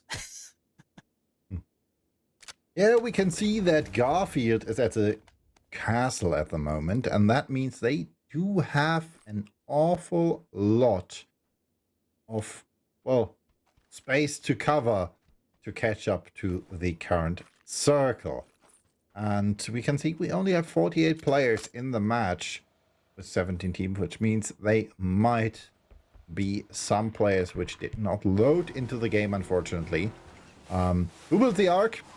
Together with Hammy's Hangout at the moment, playing for Chick's Army. So Who Built the Ark switched. Normally he would play in his own team, which is team number 2. Please don't shoot us. But he switched at the moment. And we can see the first kills coming in. CJ Samurai and Unknown Omnicide are getting knocked by Caster's Curse. Yeah, Cascas will not only one knock, but a double one, and they're going for the flushes as we speak, and we see on the stream. CJ Samurai been taken out. He's gone. Bye-bye. No points for you. Only the points for joining the game. As Unknown Homicide, they have knocked him, but they have not gone for the flush just quite yet. He's in the open behind a few bushes as well. Hopefully that will provide him some cover as we see another team being annihilated. Look, Mom on Twitch. No, that's not the team being knocked out. The team taking them out. So we are down. Yeah, there was 16 snipers teams remaining. snacking on snacks. Snipers snacking on snacks.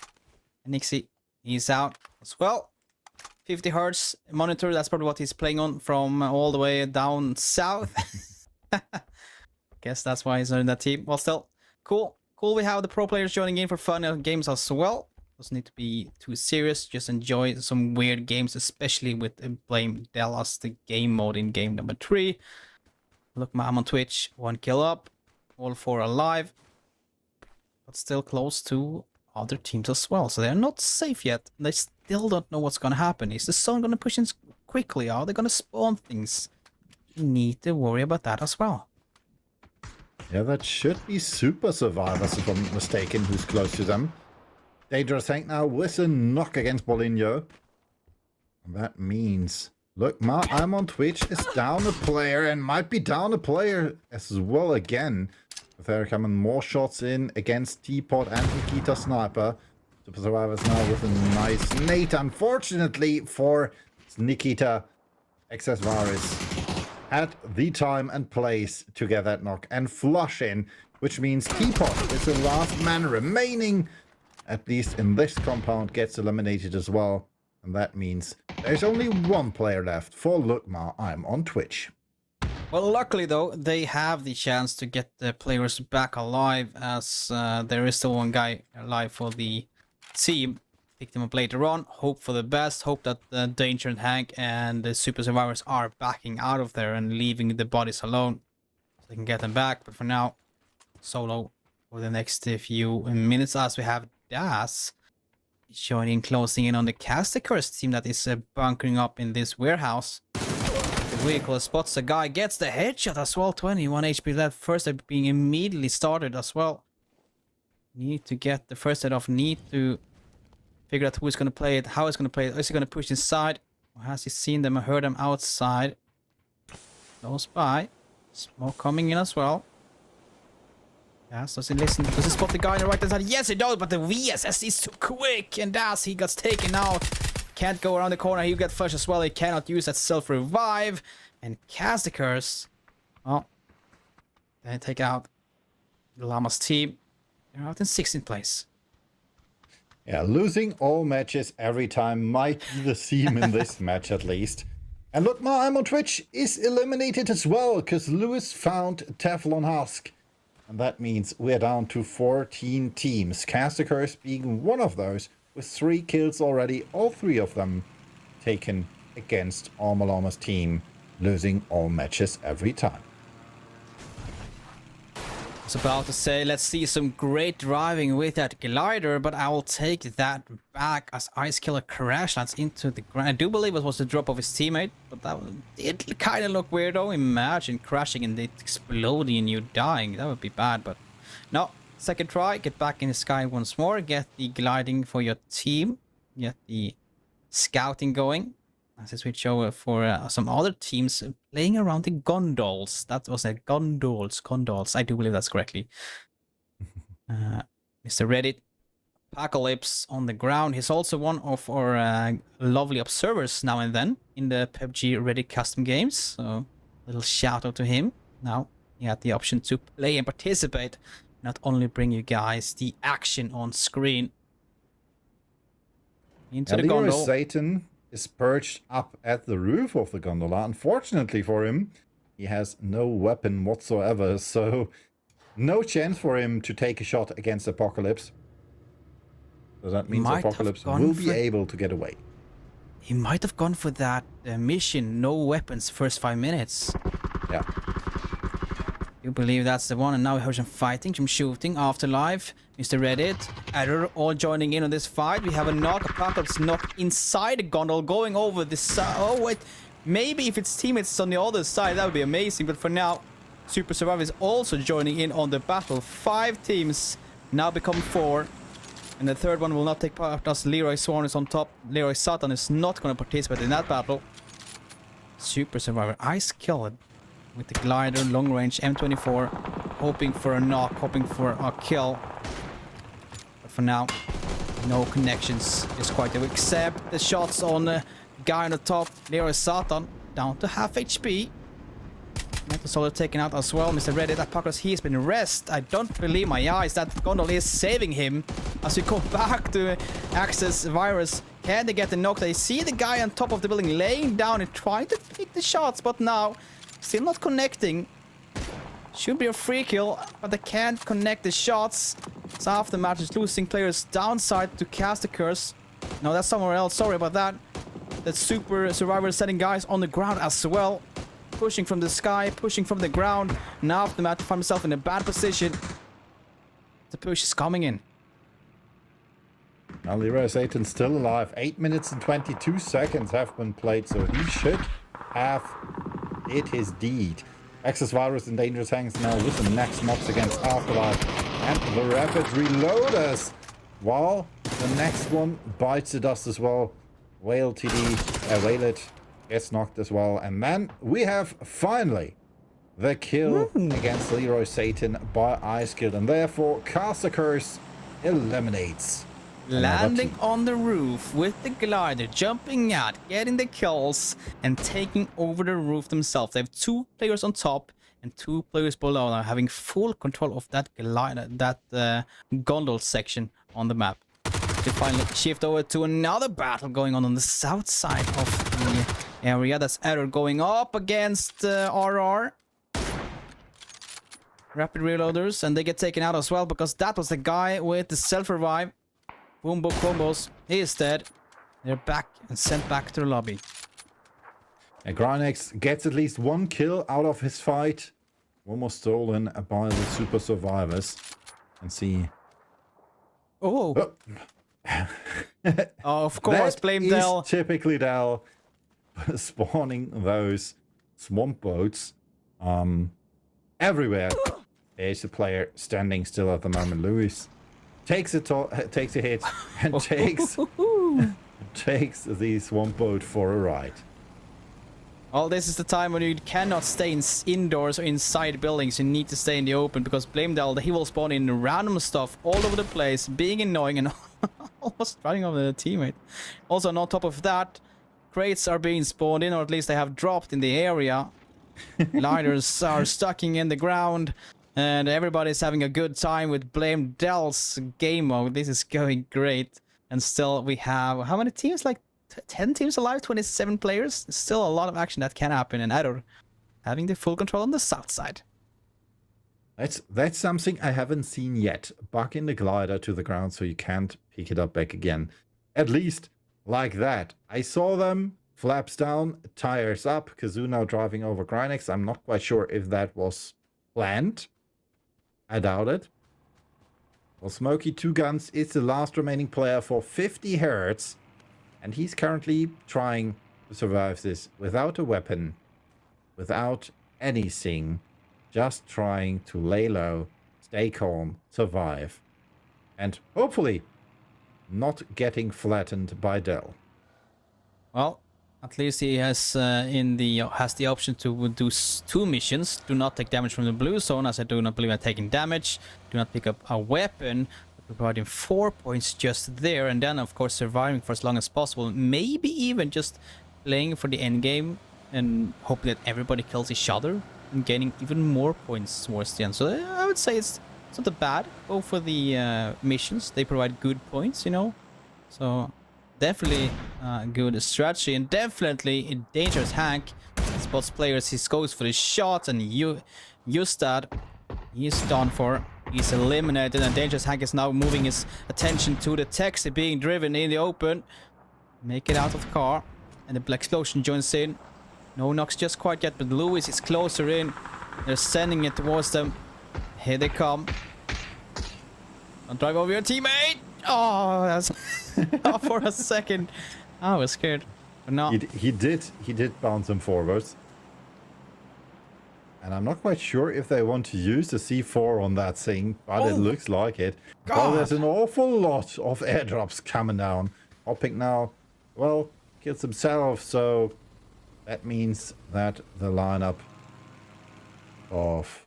That should have been... Not quite sure. Bandages, sub bullets. Loses 1 player. I promise you. There's a BRDM there. Ooh, here they come. Garfield.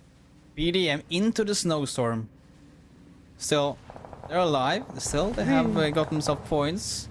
Question is, are they alone? Only 2 of them, or the rest of the team joining in later on? For now, BDRM could be the answer to the late game. Going into this game with Blame Dell. The question: who will survive, Error or Super Survivor? Well, that's a different tally, and in this case, Super Survivor has the upper hand. Kazoo now with a knock against Lewis, though, which means 3 players left standing for both teams. We're currently trying to get the next knock in. Deka now with a knock against Ice Killed. This nade might be good. We can go in the correct direction. Ooh, that's a good one. But Katie with the double knock there.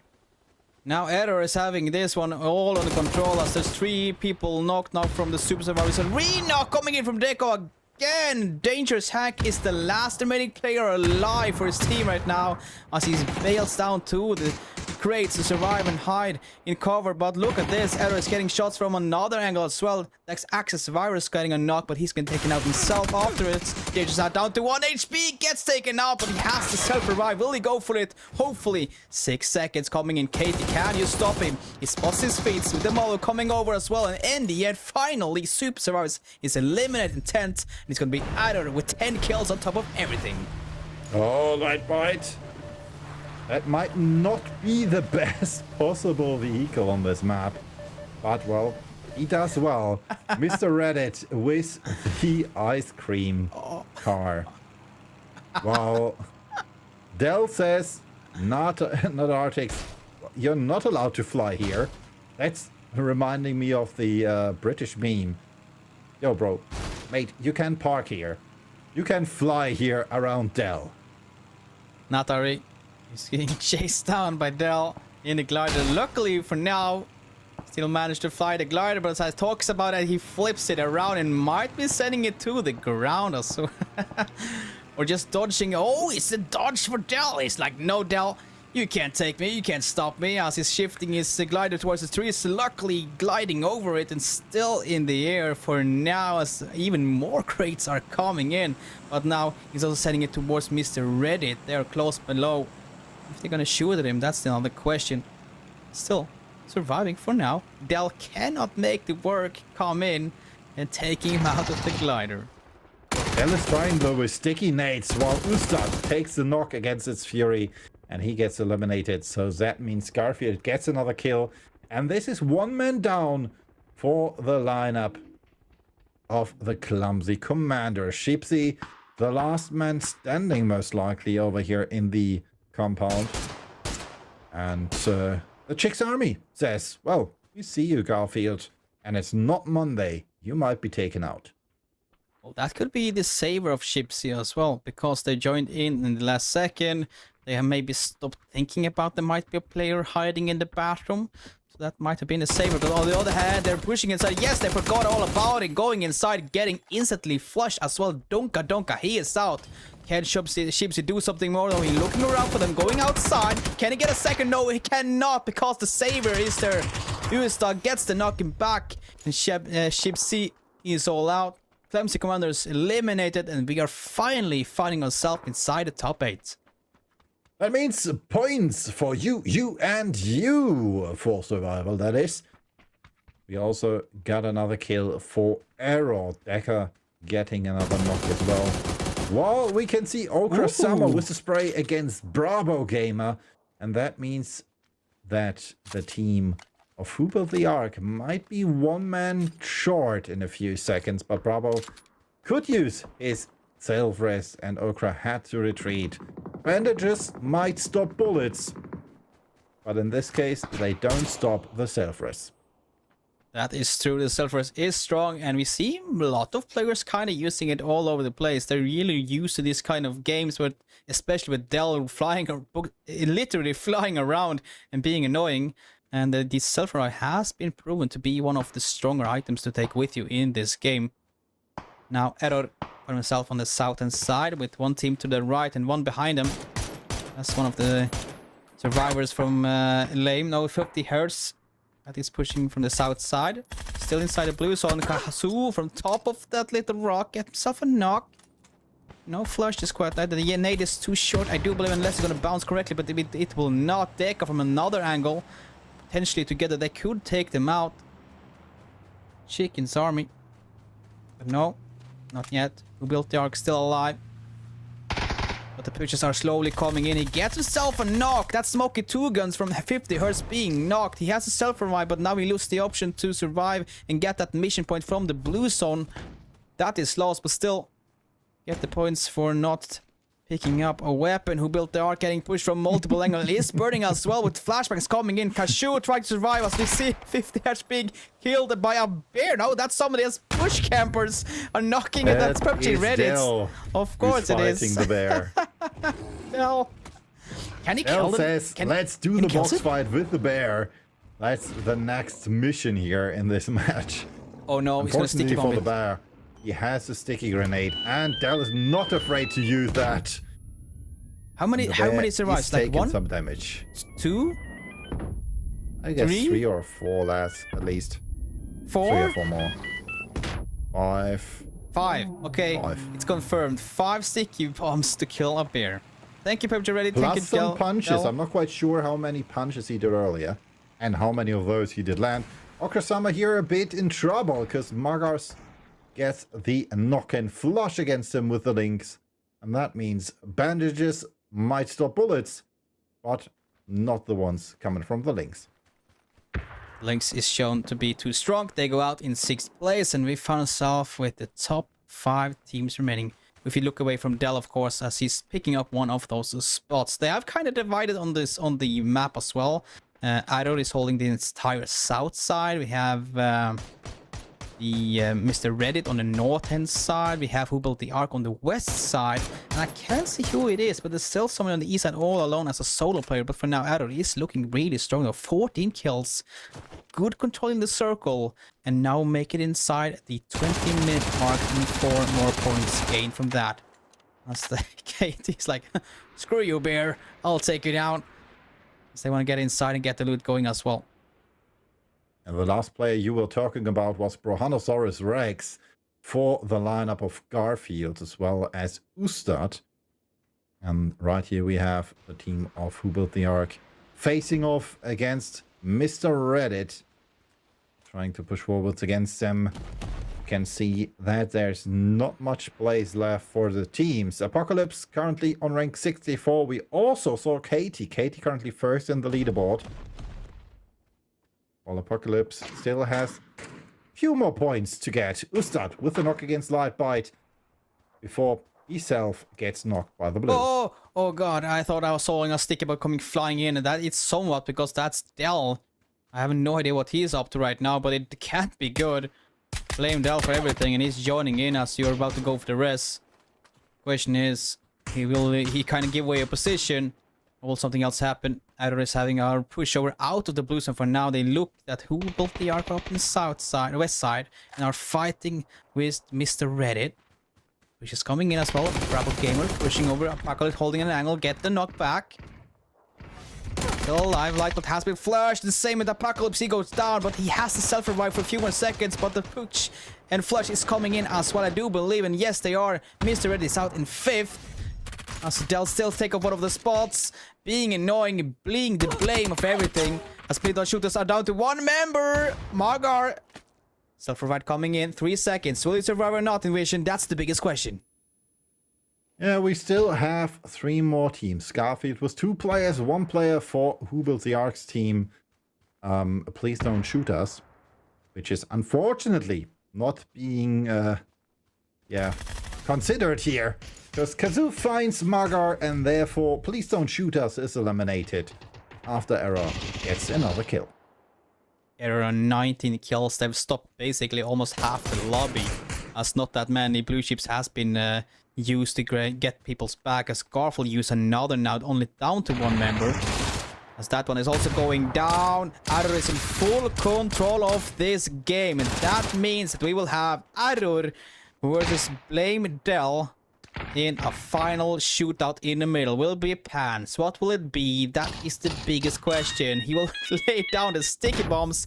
It's a suicide to give them the win, the chicken dinner, and that's game number 3. Yeah, blame Adele for everything. 21 kills for Arrow with 2,374 damage and 16 assists. They could have gotten even more kills.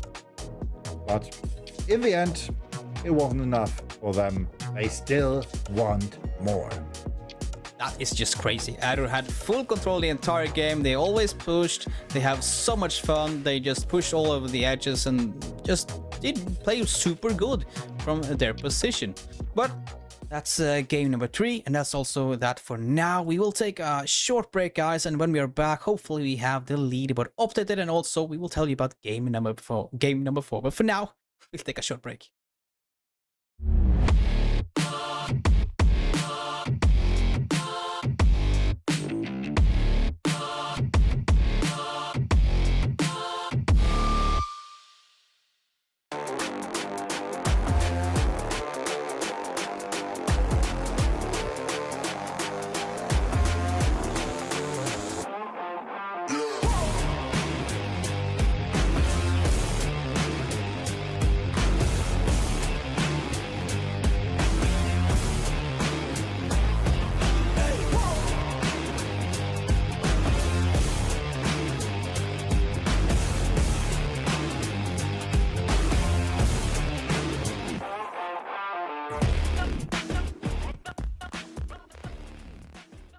Yeah, I should start shooting them.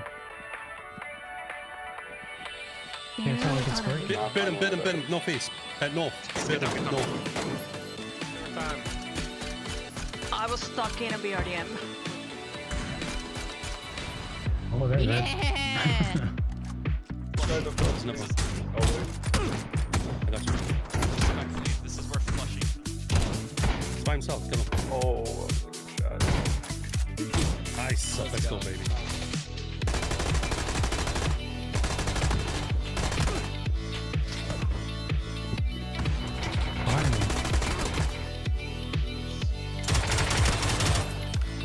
up on this. Yeah, knocked one on the rock. Well, I I think guess you're you can use it if you want. Oh my god! Oh my god! Where did that land? That's our back. Our back. Coastline, yellow. Coming back. He's on green. You green. dropping left? I'm watching her west. You're gonna have to let go of W eventually. But you still keep tapping it, so I'm not sure. Oh no! Yikes. Oh, Okay. Llama, you're not looking good.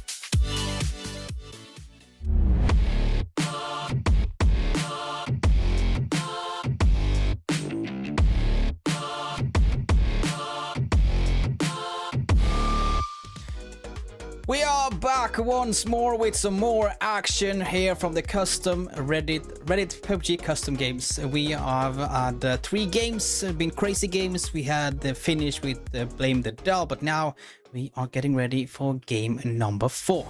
And well, Envision, can't you take us through what will happen in game number 4? Yes, takes a hit, cause you have many of those. We already know a mode similar to that. It's DP28 only, and the weapon damage has been reduced by 90%. That's almost as much as the DMR damage, and yeah, bullet round have been reduced with the newest update. So some of you might be quite used to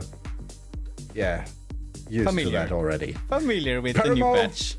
Being this map, like I stated in the last announcement, we have first person and squad again, and yeah, 90% damage reduction. That is a whole lot, so this will take some time before you're going down. DP28 with 90% weapon reduction in damage. It will be like, yeah, you know those small peaches of green, you know those when you were small, having those shooting out of those toilet rolls and stuff. Yeah, it will basically just tickle you. There will basically be no damage at all. It will take a lot to take a damage on a player It's a down. Nerf gun. It's a Nerf gun. That's the correct way to say it's a Nerf gun. Yes, 90 damage reduction percentage. Headshots, I do believe, still have the normal damage, but it's just everything is 90% reduction in damage. And also on a map that is something we kind of almost never play on for some reason. I don't know if it's people don't like it. Some people do really love it because it's just not the normal one. It's like something else, you know, just go away from the normal mode, have fun on a new map that kind of not being played that much. Now we have the chance, Envision, to cast it in a custom game from the PUBG Reddit gods. Oh, I'm excited. In a squad game, nonetheless. In a squad. Yeah. theoretically, from my point of view, Paramo and Karakin are both not maps where I would state they are built for squad gaming. They are more like duo solo maps. So this will be at least a bit easier for the teams because they don't have to drop at the same spots, everyone. We might not have early fights. We still most likely will get them though. Yeah, there's something about this lobby. There is, even though everybody, like almost everybody is going for the center of the circle, they always see the circle, or at least on many game modes. They don't go safe inside the circle. They always land somewhere there's so many people. They always go for fights. We had seen it last game as well. Teams go out early, even though it's only one team or two or just a few players from a team. There's always going to be those hot drops, and that is kind of what we love, especially with rules that is kind of changing every game. Imagine you're your team, you want to play it cool, you want to drop and enjoy life, go for the missions, have a good time, and then you get hot drop once more and again and again and again. You can't go for the do not pick up a weapon in 5 minutes mark, because or either ways you will be dead. So yeah, hot drops could also be the way to stop players from taking that mission point as well. So yeah, it will be cool. On this map, I have no idea. I can't even remember it. I know there's a helipad somewhere on the map, and it's a mountain with lava coming out of it. That's about it. Yeah, that's, well, not too badly explained. One thing, though, is for sure, we don't know exactly where every city on the map is, because some of those cities will switch. That's something which is unique to Paramo. The layout will change per match, because some of those cities, or points of interest, I might call them, have been created to switch between locations. And one thing is for sure, most likely the teams will still see what happens, and we will have a very, very enjoying stream. Well, it will be fun, I know for sure, especially as you just mentioned that the zones are kind of shifting. And when you tell me that, like, oh, of course, that's true, I remember that. I jumped in this location last game and now it's gone. It's not there. What's happening? Like, oh yeah, that's true. That is the map, that's the nature of the map, and that's kind of what makes it especially and cool. But we got a few data coming for you guys. We still have some information. This is from the last game. Top 4 teams. Outer, as we mentioned, 21 kills. Going crazy. And getting himself a chicken dinner and a really long survival point. Katie, still on top. I do believe she's still on top, or he's still on top after that game right there. And here we go. Division, this season leaderboard. Katie is on top. Look at that. Katie's still on top. Grynix following suit with 4 points less. Then we have 84 for Deca, so this is Team Arrow all along. Fury on 4th place, then follows Brohanosaurus, Carlos, Cassie, Natari, and Lightbite, ranking up to rank number 8 and 9, and now joining us in the top 9. I'm just looking at this there and just having in my fresh in mind. Katie was at 91 points in 1st place, and down to 9th place was Lightbite on 47. That's almost the double points between 1st and 9th. So Katie is really starting to get a big gap on the rest of the league. But look at this, we are in game with the world's tiniest map you can imagine, and there's the lava coming up from the mountain on the north hand side. The teams, at least this time, are splitting evenly all over the map, except, okay, a few teams though actually going crazy up in the top middle top right corner, as that's where most of the action will be happening. I count like 6 teams up in the top right hand part of the map, even though one team is dodging that fight, but Error is still close to the center of the map. We also have 3 or 4 teams with Matey Troy in the western part of the map, and it looks like the players of Error decide to try out how many damage that weapons do and go for the heal again. Well, going for that heal mission once more is always a good way to get going with it. I think some teams knew that if you, in this match, it will be hard to do damage because of the damage reduction. So maybe this is the game we should go for that mission. Take a lot of damage, in standing in the lava, you know, and you take damage from standing in the lava. Some places you will take damage, some places you will not. A perfect way to get those mission points provided to yourself. Crazy now for forward, left, back, right, or WASD. Searching for opponents as well. And right there we have Warcloud quite close to him, who also did some shots but is now retreating. Alright, I want to bait you out of there, but I don't want to get myself in trouble. And Decker might see him in a few seconds because he's already up on the ranks and up on the hill there and scoping down and seeing if he can fight and find, obviously, possible victims. Warcloud is holding behind a rock, waiting for an opportunity to strike on that player in the opening in front of him. Has just gone inside as well, so there will be no option for now. As we look at the map, we see a few tiny numbers with headshots and only 3 damage. This game, I know, will be crazy. People really need to stack up on ammunition because they will run out really quickly if they can't even get a knock. But look, one guy is about to go down. Man Zero with the headshot in the end on a Meta Soldier. He's been knocked, but the flush is not confirmed just quite yet. They can't get him back. But Afterlife, finally we will see the battle between Warcloud and Breezy. But Pioneer Soldier also joining in on that one. Who will go down on 16 HP in Warcloud. He's going for the big shots, but there's just so little damage being provided by him. And in the end, he will go down. A WASD, well, they do get the kill in the end. Chicken's army also doing the same with RR. They will finally get a knock as well. That's the Leo Satan being taken out, and his team is coming into flush as well. Another player been taken out before the 5-minute mark. And I might think that it might be easier to box players down than to shoot them down. At least with that much damage. Depending on if the damage you do with melee has been reduced or not. As we can see, Chick Army has set their sights on... Look, I'm on Twitch, and Wildlife Demon is in trouble. Theoretically, if those damage would be usual and normal.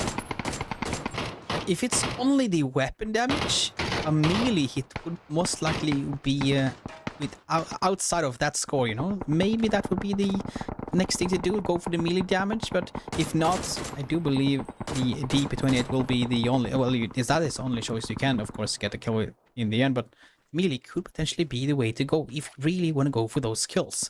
But for now, we figure out that one later on, and most players are going for the long-range battles, even though it's just tickling guns going all over the board. Damage, most damage. Third, look at this, 16th place, 32 damage, that's 16th place. It's basically tickle damage. It's crazy. Unfortunately for Moloko, he found 3 opponents, and all 3 are now going on the hunt against him. He's the last remaining player for Rapid Reloaders, and trying to dodge this fight after he started it, while Kazoo knocks out Grynex, saying, alright guys, we need to do this. We need to get more heals and damage in.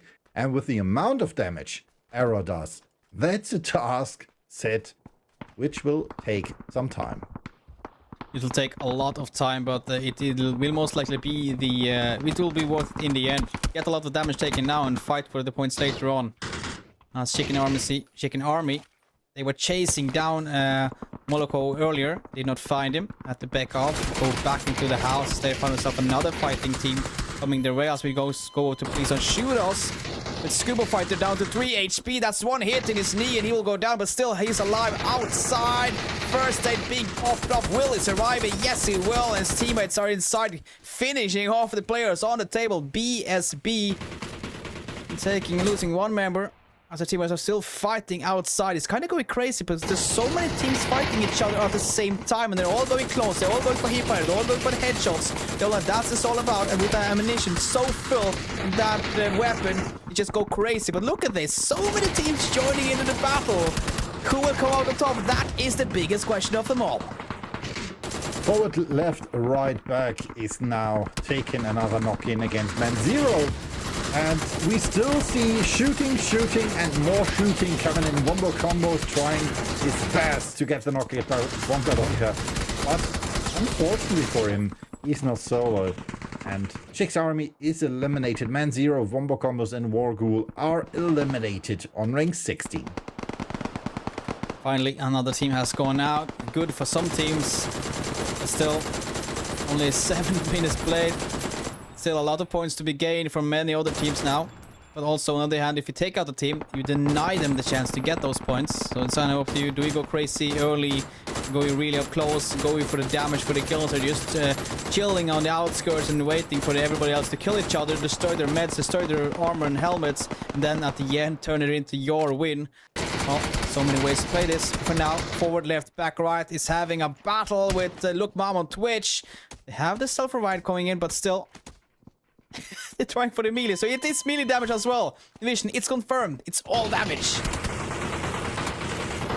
All damage has been eliminated. Like forward, left, back, and right. They have been eliminated by Lotmar. I'm on Twitch. Grindix now with a knock against Moloko, which means the Rapid Reloaders have found their next match. And, well, they are eliminated as well. Rapid Reloaders out on rank 14, while the Clumsy Commanders try to evade their fight against Mr. Reddit and the team. I'm not quite sure which team that is. Team 42. The team of It's Fury. They are at least in front of them on the right-hand side. Playing it slow and cool and steady. Oh, look at this. We have a guy hiding inside a house with... Oh, he's not hiding. He's just waiting. Patiently waiting. To be the doom. Tactical waiting. Tactical waiting, that's the thing. Waiting for them to joining up in the second level.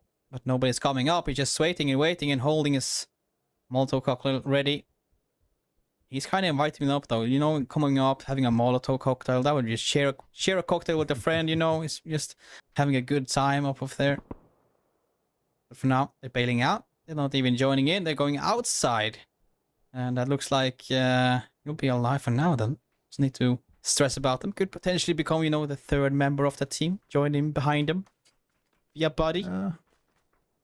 Sniper snacking on snacks in front of Please Don't Shoot Us. Same goes for Mr. Reddit. That are the three teams which might be facing off against each other now. Bravo Gamer has been found by CJ Samurai. He needs to reload and ammo is getting quite low there. While Please Don't Shoot Us is shooting back. And the circle will shift forwards. It's getting closer and closer. And we might have more things to do for the players. 35 still alive. Bravo Gamer tries again against CJ Samurai, but the damage the DP does is not enough. Like there's so many teams on the east side and so many on the south side, but basically nobody in the middle. Everybody's playing on the edge, everybody's going for some fights and hopefully taking out the enemy teams. As after I found myself in Lukma, I'm on Twitch, battling it out on the east side.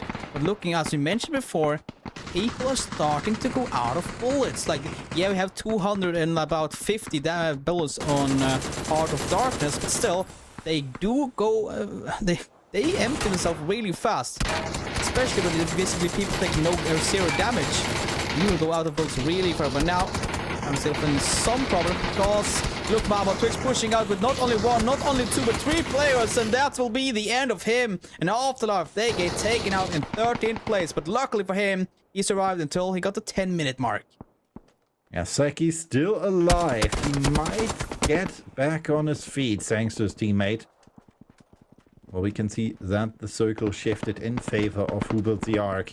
Who's playing for the answer to life is 42 now. Oh, of course. Oh, Envision, that we should have seen, of course. The answer to life is 42. Now me and you are just not being gamers or anything at all. The answer to life, the universe and everything, to be precise. That is true. Look, I'm on Twitch is searching for that answer as well. In their case, the question is, where are the other players hiding? Well, some of them are here western side, some of you are outside in the blue. That's the chickens. Well, to be honest, it's the chicken chokers, to be 100% exact, as they're pushing inside the blue, so they get themselves a free knock there on Sleski. 777 as Telephone House goes down straight after. Look, Mom on Twitch are really focusing their fire on the same player. That is a good strategy, especially with that damage reduction on 90%. Let's continue. Game 4 of 5. 11 teams remain. 34 players still alive after 12 minutes play. Considering how many were left alive in match number 2, that's not that much still. Decker with the next knock against Bonkadonka. Brohanosaurus gets knocked as well by Kazoo. And that means the next time and the next fight has been found. Grynex here in a fight, in a split screen, while we can see Mr. Reddit facing off against Sniper snacking on snacks. Grynex now with a knock against Ustad. And that leaves one player left, which is Wildfire Demon, who goes down as well. They still have their self-res kits. And now they're getting flushed by Arrow as well. And that means Lutma, I'm on Twitch, is eliminated on rank 11. Basically 1.5 minutes ago, they did look like a really strong team, having really good focus fire, having full control on that eastern side. And then Arrow pushed up and pulled up and was like, hey, we saw what you did. We're gonna do the same, just better. And we take you guys out in 11. So Arrow now continuing their good play. They got themselves out of chicken dinner and 21 kills last game. In the game where we all blame Dell. Now, top 10, 30 players remaining. It's not about the kills, but survival and the missions. But when you get yourself inside the top 3, top 4 almost every single game, that is a lot of points. Especially when you play for the chance to take home your share of the G coin prizes. Prizes, prizes, prizes. That's what's currently in the hat of some of those players. We want to get those prizes. We want to get those points. They still need more. 13 minutes in 40 seconds. That means another 1 minute and 20 seconds to stay alive, to get one more point for surviving 15 minutes. So 3 times 5, which means 3 points due to surviving this. Rebel Gamer pushing forwards. We can see that they're still Matry. Matey Toy did not move an inch. At least it felt like that. He's still in Makalpa, still in the circle. And I guess he might be playing for that survive 5 minutes without picking up a weapon and without getting damage. Well, finally, we found ourselves in the ending city of the match. This will be where all things will go down. You got 10 teams that will fight for it, but only 6 or 7 of them have made it inside the city. There will be some shooting. There will be some touchy-touchy in the houses with that little soft gun or whatever you can call it. They're pushing up the stairs and hoping for the best, but they're blocking each other as they try to push up on top of it. The chase is on. The players are being chased down by DP28s. They're moving from house to house in a hope to survive, but they are being catched with this flashbangs coming in and no chance to get their first aid off. Somebody will go down eventually, but for now it looks like they kind of stopped. They didn't make it out of there as we switch our focus to the eastern side of the map instead, as Error and Llama is having a big fight on the eastern side. Arrow Truck getting shot at by Kazoo. Arrow trying again to take more kills into their account. 5 already. Notari now takes some hits in the direction of Kazoo.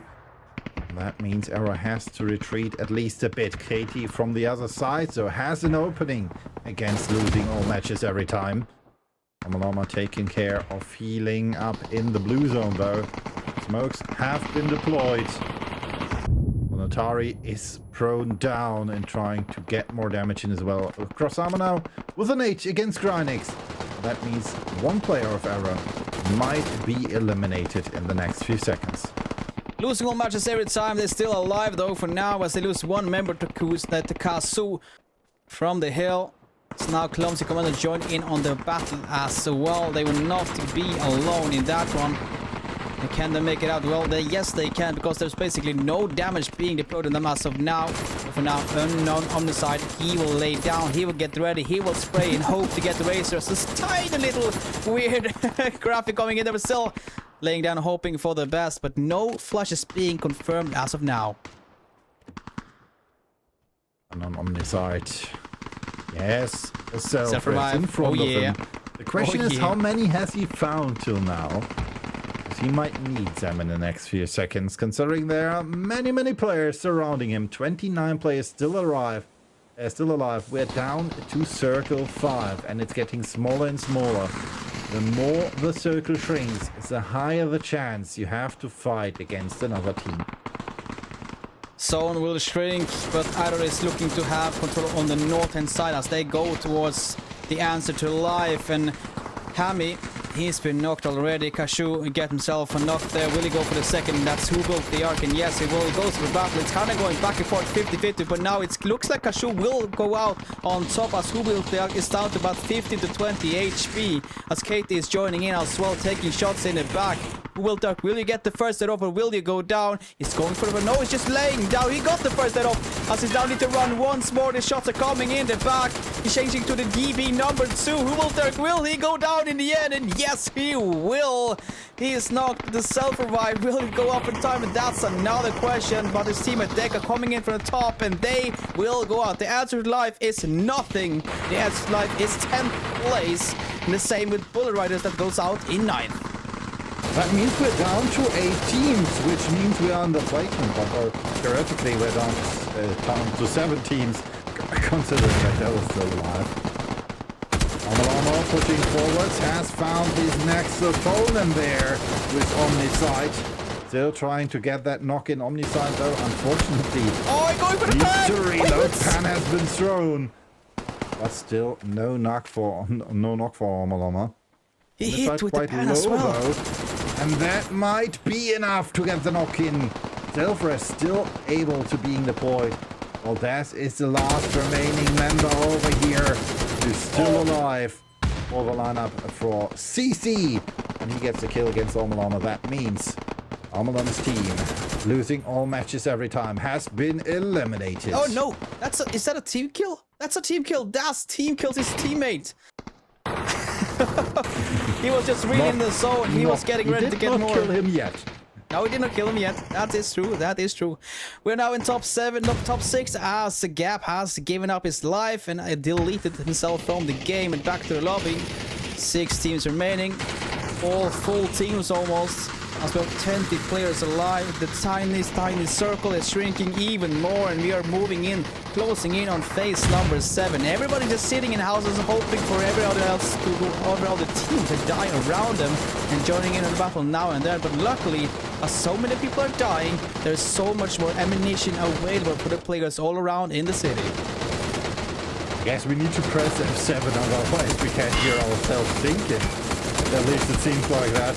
The players hopefully did press it to reduce the volume in-game. Otherwise, I'm not quite sure I would remain sane in this situation. Wait, do you have sound on? I had to turn it off. What you talk about?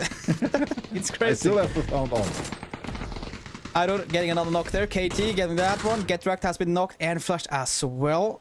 Idol is on a killing spree. Plenty of kills, but luckily for everybody else, that is not where you get the points. It's for survival and challenges, missions, and of course the placement itself. In top 6 now. Mr. Reddit is still alive, but he's been knocked a second time now. This time I do believe he will be flushed in the end. Apocalypse trying to hold and help us team at that, but problem is that Stas beneath him. He might stop him out as like looking there on the top of the roof. Good position.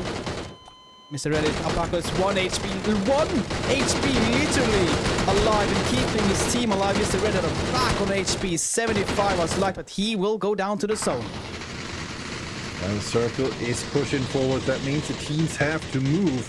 One of those is Sniper snacking on Snacks, who are currently holed up in the little tiniest speck of circle they have left around them. Nice flash against Smokey, 2 guns and Unknown on this side, but Arrow is not pushing forwards.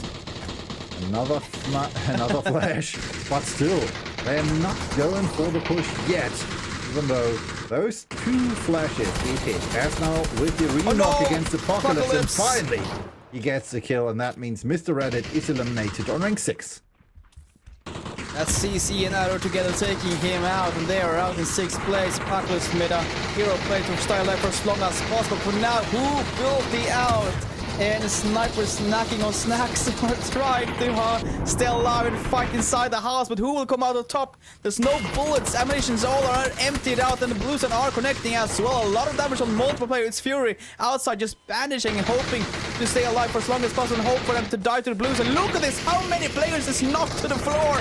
Ark is losing layers left and right, and we are going down to phase number 9. 20 seconds before that one shifts, and Ador 3 players up and just going for flushes on everybody that's doing the self-revive. Look, it's still 5 teams alive, 9 players, and there you have it. Ador, Katie, 5 kills for now, and they look like they are in the leaderboard to take this one back to back. And Carlos says, I don't want to move, I don't want to shoot, I don't want to do anything. He's just laying prone on the roof, waiting for the others to make a move. He has a flash in hand and is waiting for the last player to get eliminated. Please don't shoot, us are the first ones to go out here. Bravo Gamer eliminated by Katie.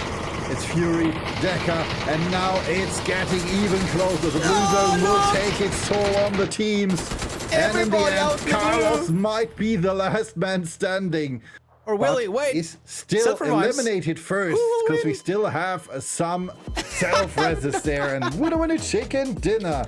The last team alive in offense is the Clumsy Commanders. More kills though, by Arrow again with 17 kills and 2,352 damage as well as 12 assists. They do it again, getting the next most kills in a match, and they have been dominating all day today. Let's see if that will continue in match number 5, which will be up next. Those Commanders though, that was crazy. They got the chicken dinner in the end, even though there was no kills in the end to really figure out who won. They did survive with the survival kit and the self-revival. But for now, that was game number 4. We are back with game number 5 in a few minutes time to figure out who will be the champions of the day. But for now, we're taking a short break.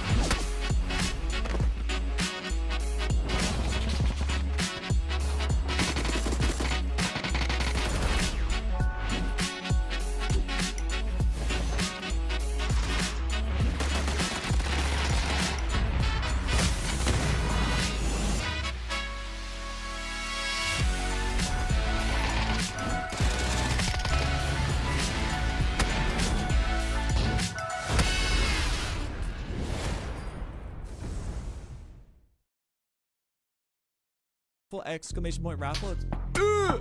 Man, Mel just shooting at me. 3, 2, 1. Oh, B-Man out. Wear it out. 3, 2, 1.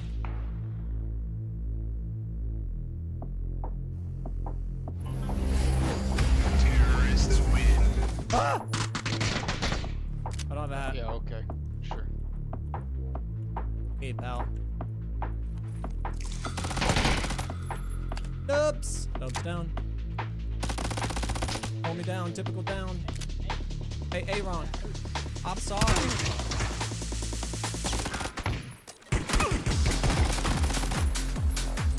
Oh, hey, nice word.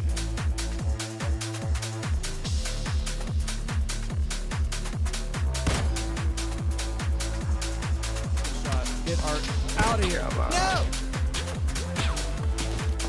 Alright, Art Vandal, you're getting popped. Sorry for yelling. I'm so sorry for yelling.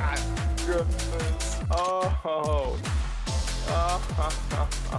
And that's it. Yeah. It's payback. Oh, we're flying up.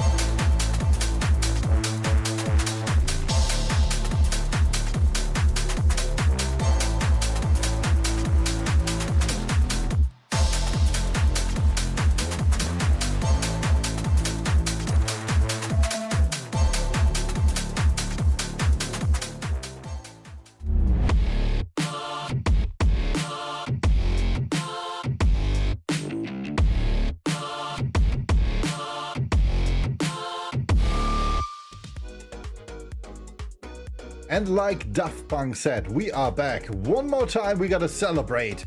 We have one more map left for you and one more match. It will be Mad Max style on the water.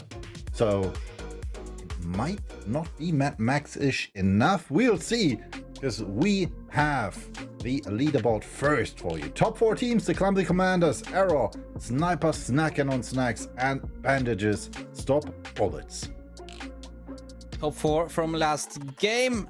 Added once more with 17 kills. Crazy there, but the Clumsy Commanders were the final team to die with that self-revive. Great ending for game number 4. Leaderboards, He's in leaderboard. Division, take it away. Yeah. We have still Katie, Grinex, and Deca in the top 3. Nothing changed there. Same goes for Fury on 4.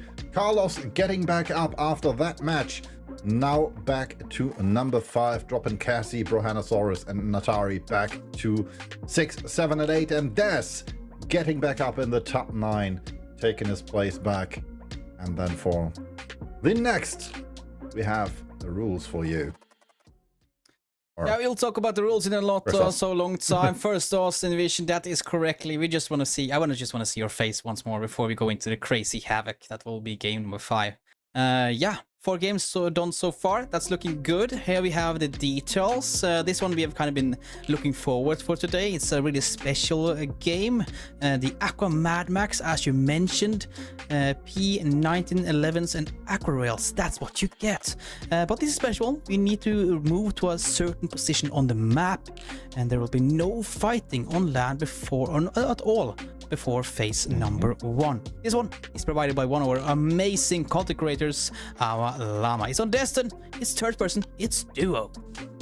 Also, you have to follow the rules. There's absolutely no fighting on land. Everyone who will not follow the rules will be kicked from the lobby and will not have a chance to get more points. Yeah, you need to follow the rules. It's all about being on the water, having some fun with those vehicles and boats and everything. It's going to be duo, so there's going to be one driver, one shooter, and I'm really looking forward to this. I've only seen pictures and highlights from this one, never casted it or played it myself. So this one is new for me. I've really been looking forward to it. Yeah, it's yeah, same with you as well. Never casted it, never seen it, never played it. Just heard about it and seen a few pictures now and then. So this one I'm really looking forward to. It's gonna be on was it Deston? Can't remember the name of it. Miramar? No. Not Miramar. I can't remember the game. Give me a second. No, it's Destin. Yeah, you're right. It is Destin. Okay, yes. It's on a Destin. It's gonna be on the would be fun on Miramar as well, though. Yeah, that would be cool. That is an idea. That's Invision's rules for next season, okay? Now we have a gamer for Invision. Well, yeah, it's going to be on the east side. It's going to be water. It's going to be fun. It's going to be havoc. We have players ready. They are they're leaving the airport as we speak. Few more thoughts on this one, Invision. It's the final game of the day. Anything you kind of want to see? Something cool? Something special? Anything? I'm not quite sure if you can run over each other if you use an aqua rail, but that would be interesting. So I think we might see that as well, though. Considering that we do have pistols for the Aquaman Max, the driver can also shoot. So you might be able still, if your second one, if your duo mate is getting shot at or shot off the aqua rail, you still are able to get your shots in. And as you can see, the plane is quite far away from our circle, which is at Wind Farm. And that's where all the teams have to go. But they will be able to provide them with transportation, so everybody will be able to get to Wind Farm and be able to also get their fix of aqua rails and weapons in. As we can see marked, that was one of the spots you have to get your aqua rail. Can you see it now, everybody? It's this direction. Well, as you mentioned, this is the area you need to go to. When you go to that area, you will be provided with some tools from Gab and the amazing PUBG Reddit admin team.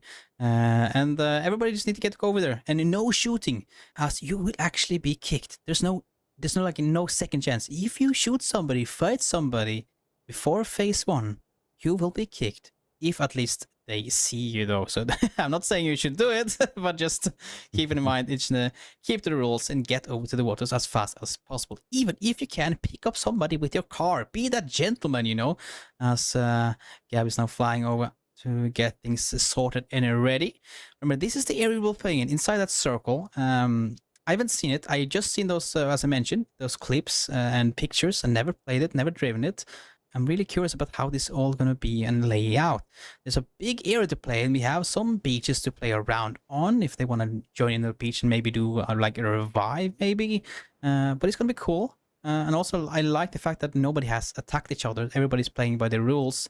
I do believe everybody just trying to get some loot, maybe get some first aids, helmets, and stuff before they move over to the circle. So for those of you that's really used to the competitive of games and stuff, like this will be the part when you kind of some people call it boring. I don't like to call it that because I don't like anything about boring PUBG, but the first 5 to 10 minutes in at least the competitive scene, it's that's the 5 to 10 minutes the casters can joke around and have a good time. Also talk about previous games, have a good time, and just explain a few things here and there. But in the custom We Reddits, lost our first player.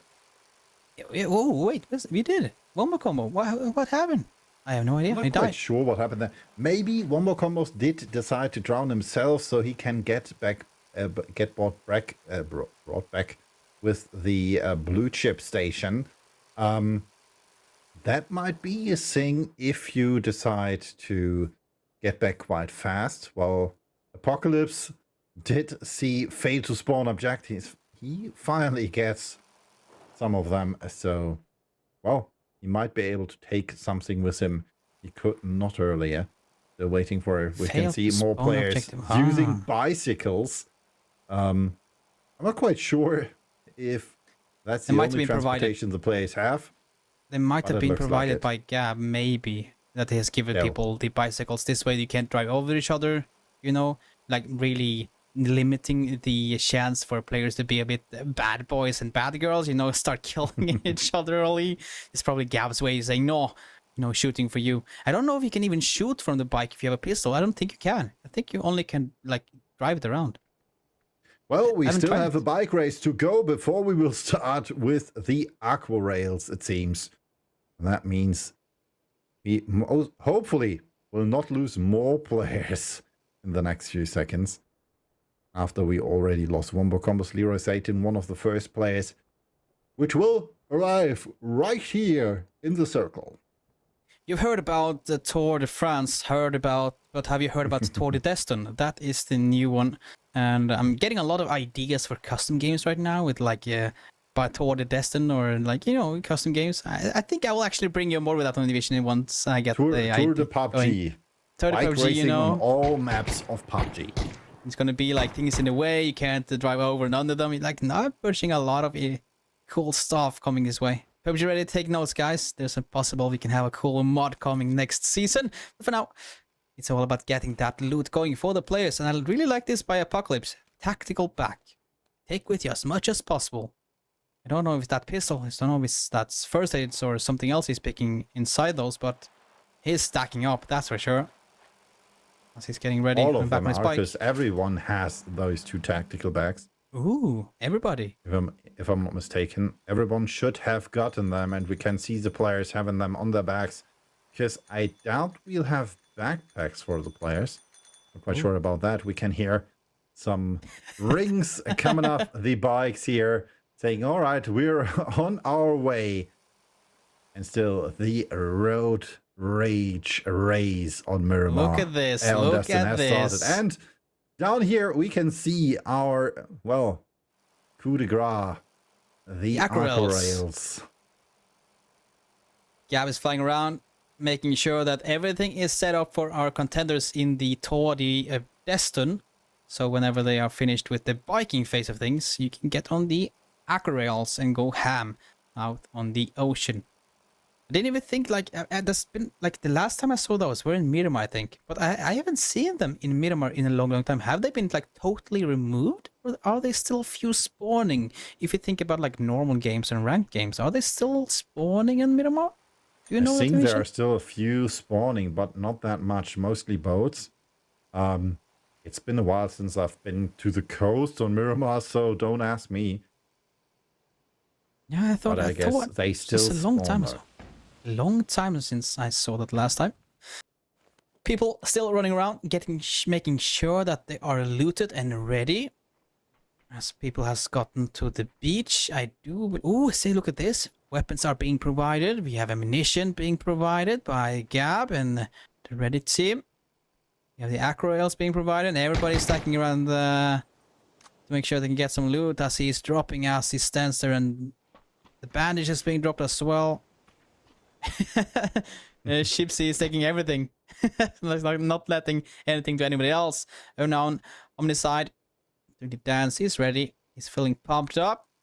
As everybody is getting ready that's for our the break game. content for you guys.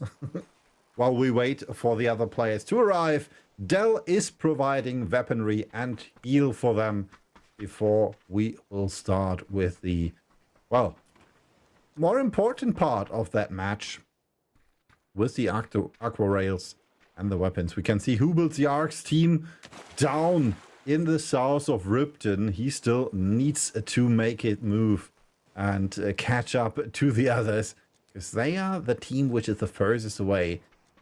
Well, still considering that we have Fredo for one team still up in the north, coming back.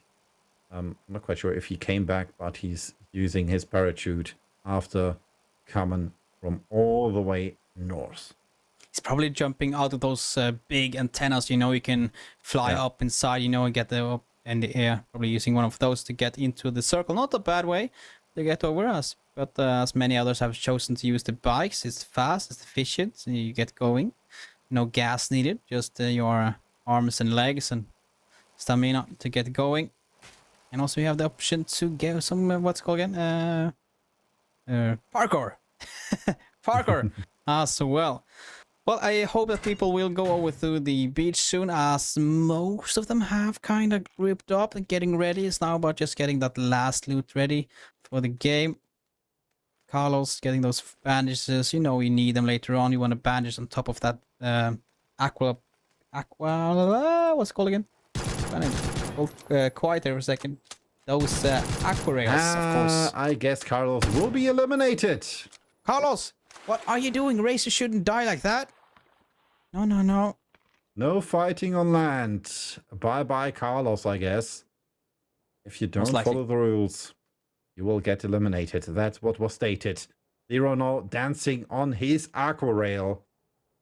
Is a skin to it as well? To even arrive at the aqua rail. That's a skin, isn't it? That's like normal. Yeah, that's a skin. Yeah, that's a skin. All right. Rail's getting ready. I don't know what I'm to expect from this one. Like, what's the how fast do they drive? Will it be hard to shoot for them? It's one player each aqua rail, because of the pistol you can shoot with the pistol. This one will be special. This will be really, really special. The zone is closing in. As phase 1 will go away. Players are getting into the water. The next one has been arriving on the water, and that one will force everybody to the aqua rails, as they are being deployed on multiple areas, not only one side but on the south side as well. Fighting on the water has begun, and we got our first knockout on the water as well, and Afterlife is sending it behind. Our players were out of ammunition, forgot to reload, and finally gets that one going. And now, Invasion, are you ready for a havoc on the water? But the fight has finally begun. We almost saw someone running over each other. Unfortunately, that's not working with the aqua rails, it seems. Well, you can't. CJ, they should the have a first try. one to drown, and that's it. Afterlife eliminated during 23. Kills go out to the lineup from the bullet dodgers. Light bite with a headshot. Apocalypse being chased down. Can we go for the flush immediately after or not? That is one down. Like we're trying to find the player in the water. Do we go for the flush, or we just send it for the other teammate? I don't believe they can just go for the rest in the water. If you get knocked in water, you are kind of dead. I do believe Rekt has been knocked as well. Lightbait losing his teammate. Same with Apocalypse. Down to 2 solos right now. Samalama trying to hold him back. He's being chased down. Everybody noticed the skin of Amalama, the chicken in the bear costume. Getting chased down. 2 on that Aquil. Is getting pushed from multiple angles now. Amalama down to 24 HP. Is the last remaining player for his team. Still alive for now. 2 guns eliminated already. Next knock against Seski by Hot Pink. And we will lose players in the next few seconds. Oh. Right, by trying to maybe go for the rest on Get Wrecked. Possible rest Not sure coming. this is possible in the water, but Wait. it looks like it. Or is Yeah. it? Is it? You are able to rest in the water. Hot Pink eliminating Teflon Huss and Seski though. Get Wrecked back on his, well, feet. While Kazoo finally makes it to the water and will be joining the players together with Katie for the Aqua Mad Max fight.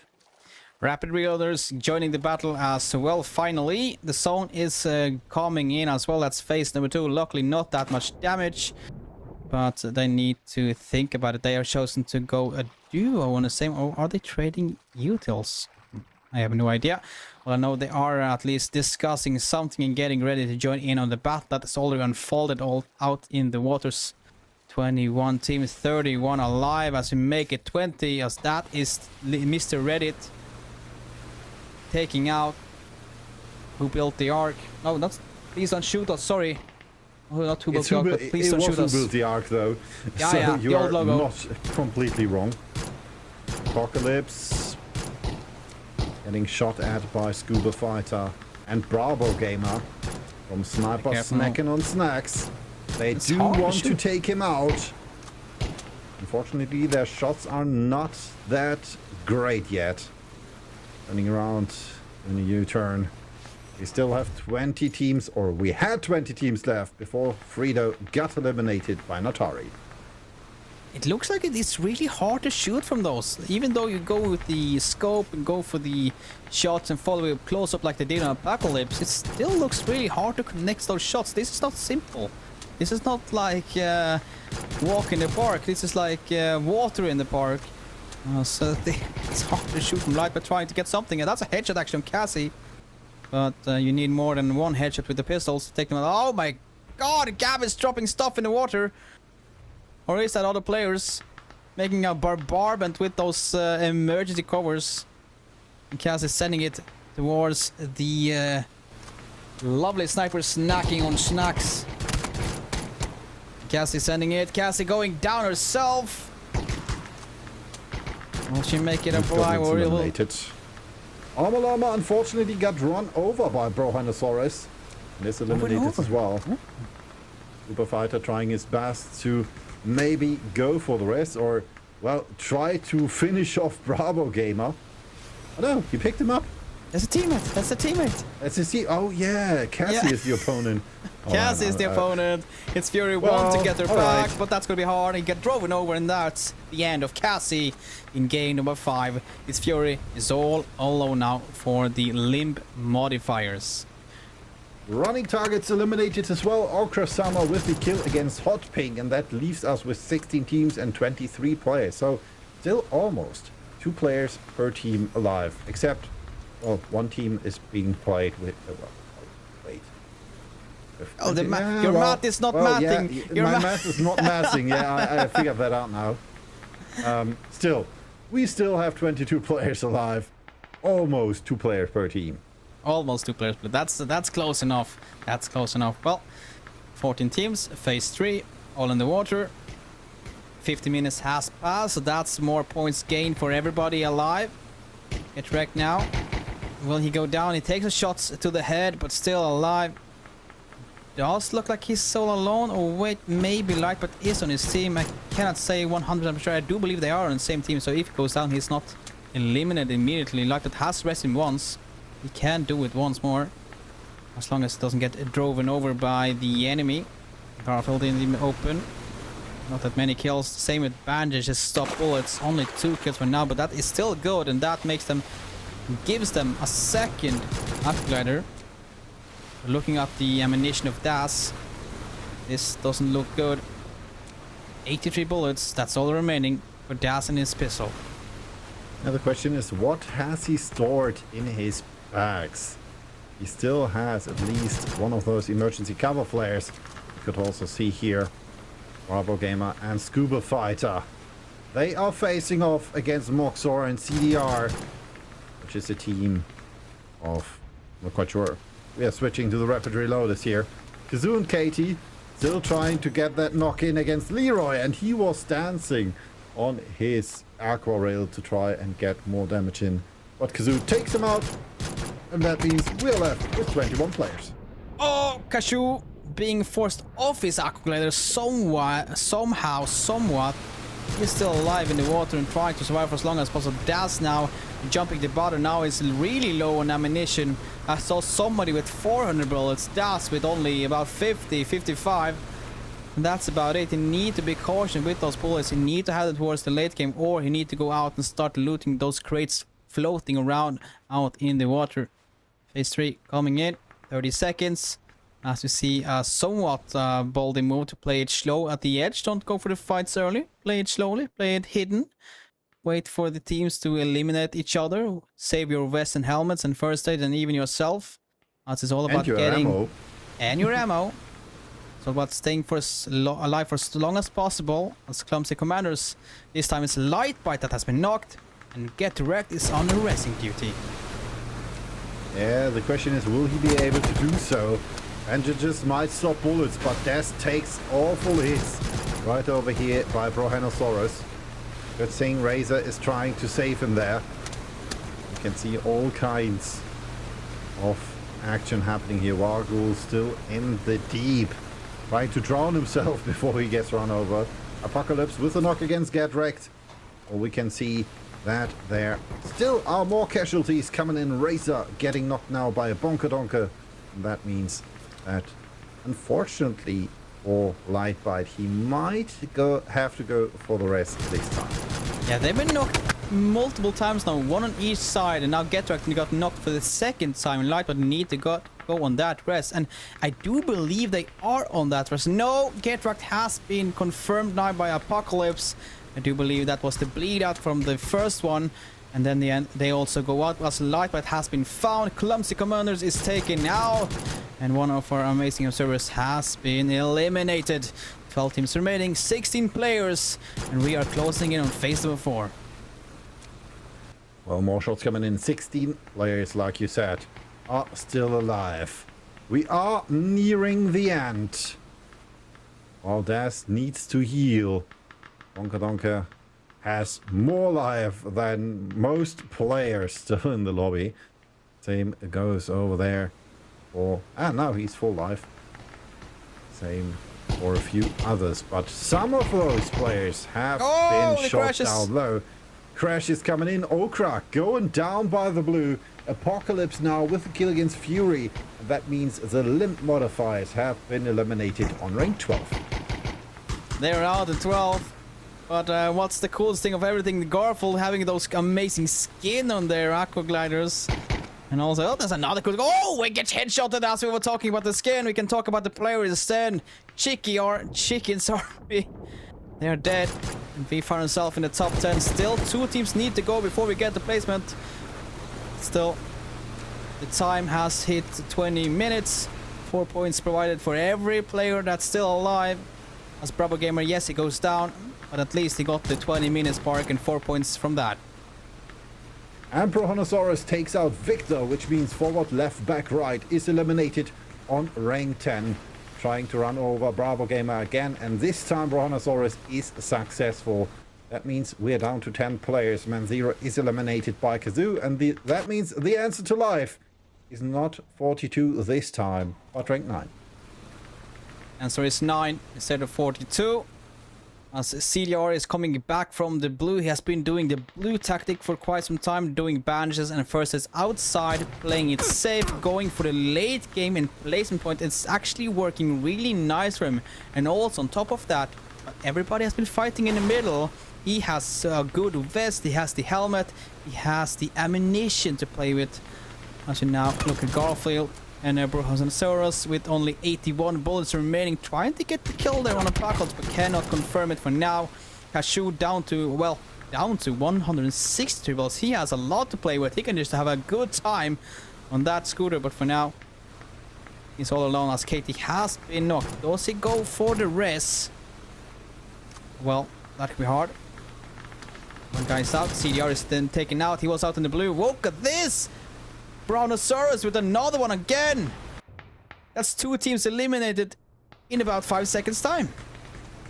Kazoo still trying to stay alive. Needs to heal. There's his full health. Scuba Fighter still has more health as Kazoo as well. And Kazoo only has 2 bullets left in his pistol. Maybe trying to go for the rest on Katie, but I doubt that's possible. As we can see, more players are coming close as well. We see Grynex still with his tactic of staying out of those fights.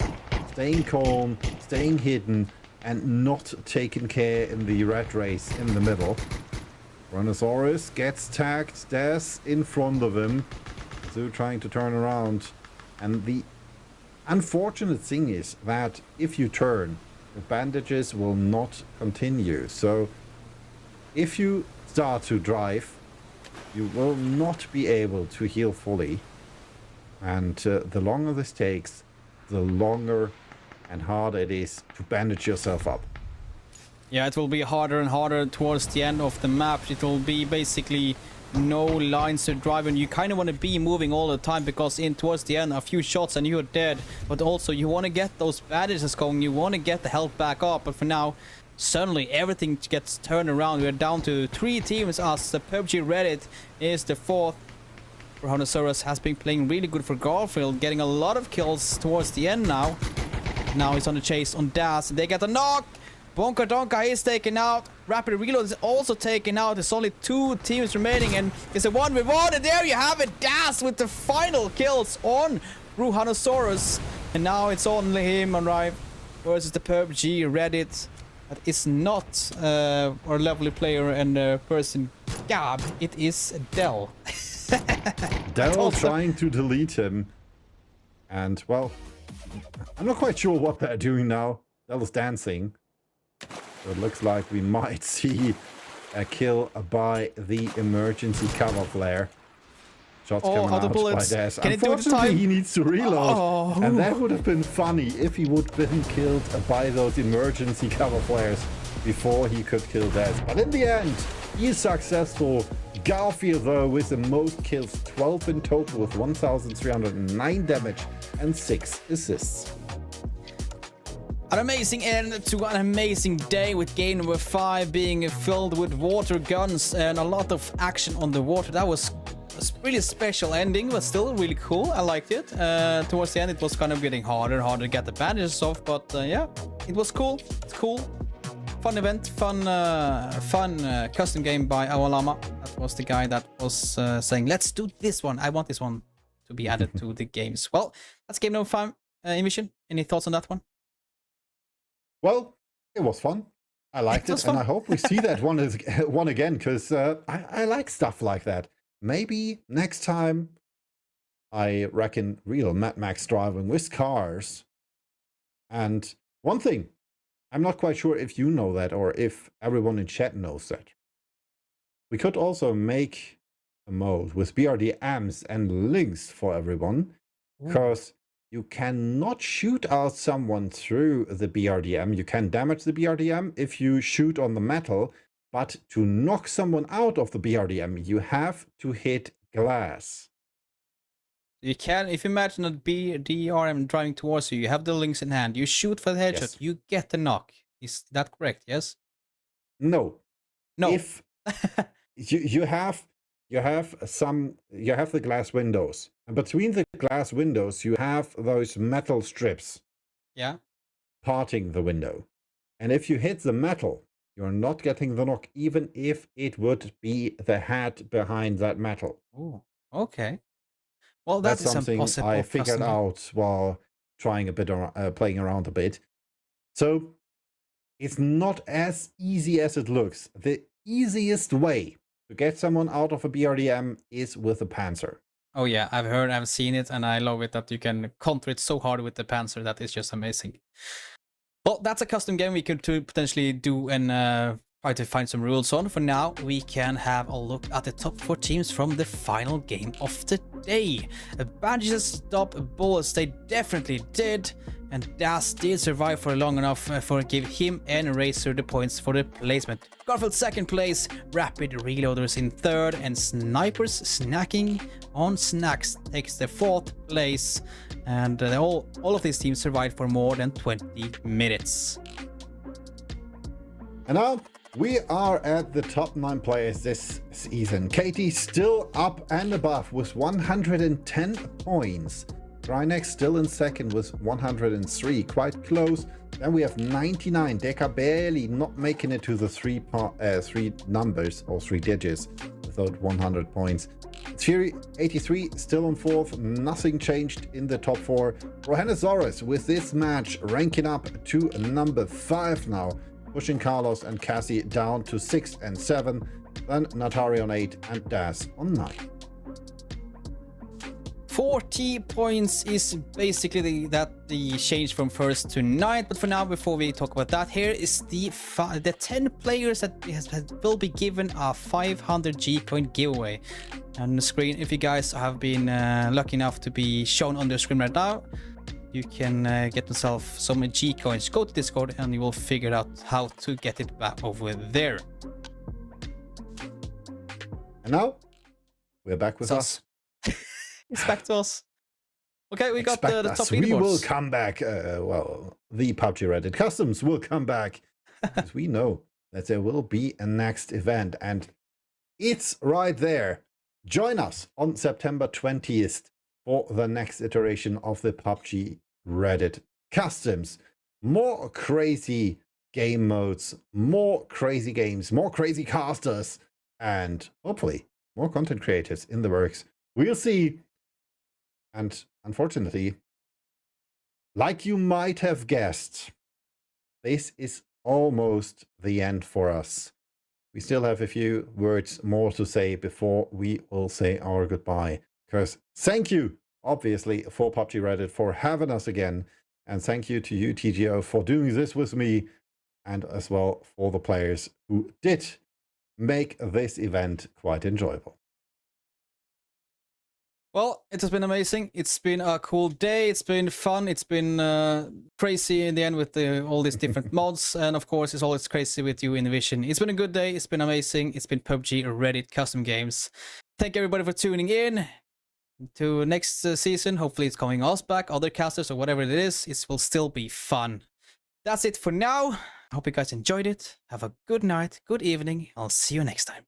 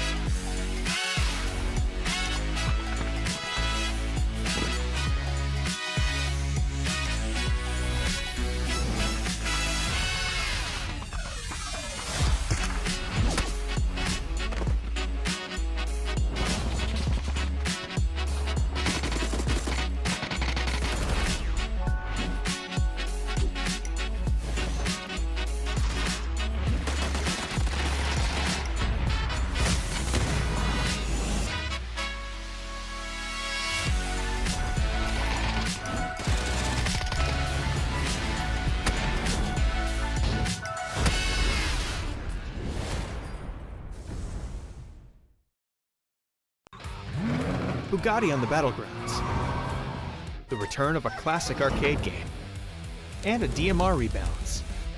All this and more as we dive into the Update 37.1 patch report.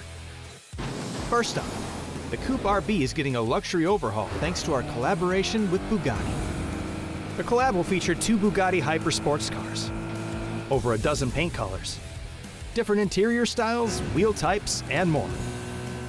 So check out the upcoming collaboration announcement for full details on how to create the incomparable.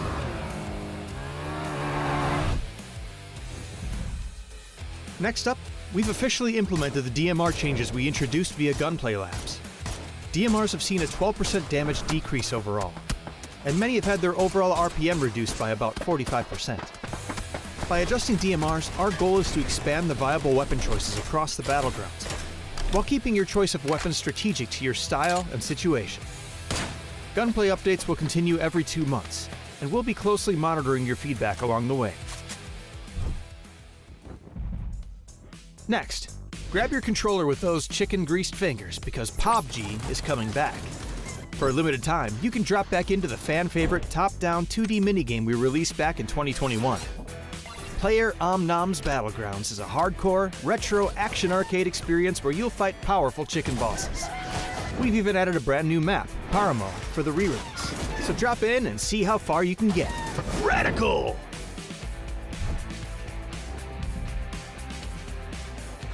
UGC Alpha is now officially live.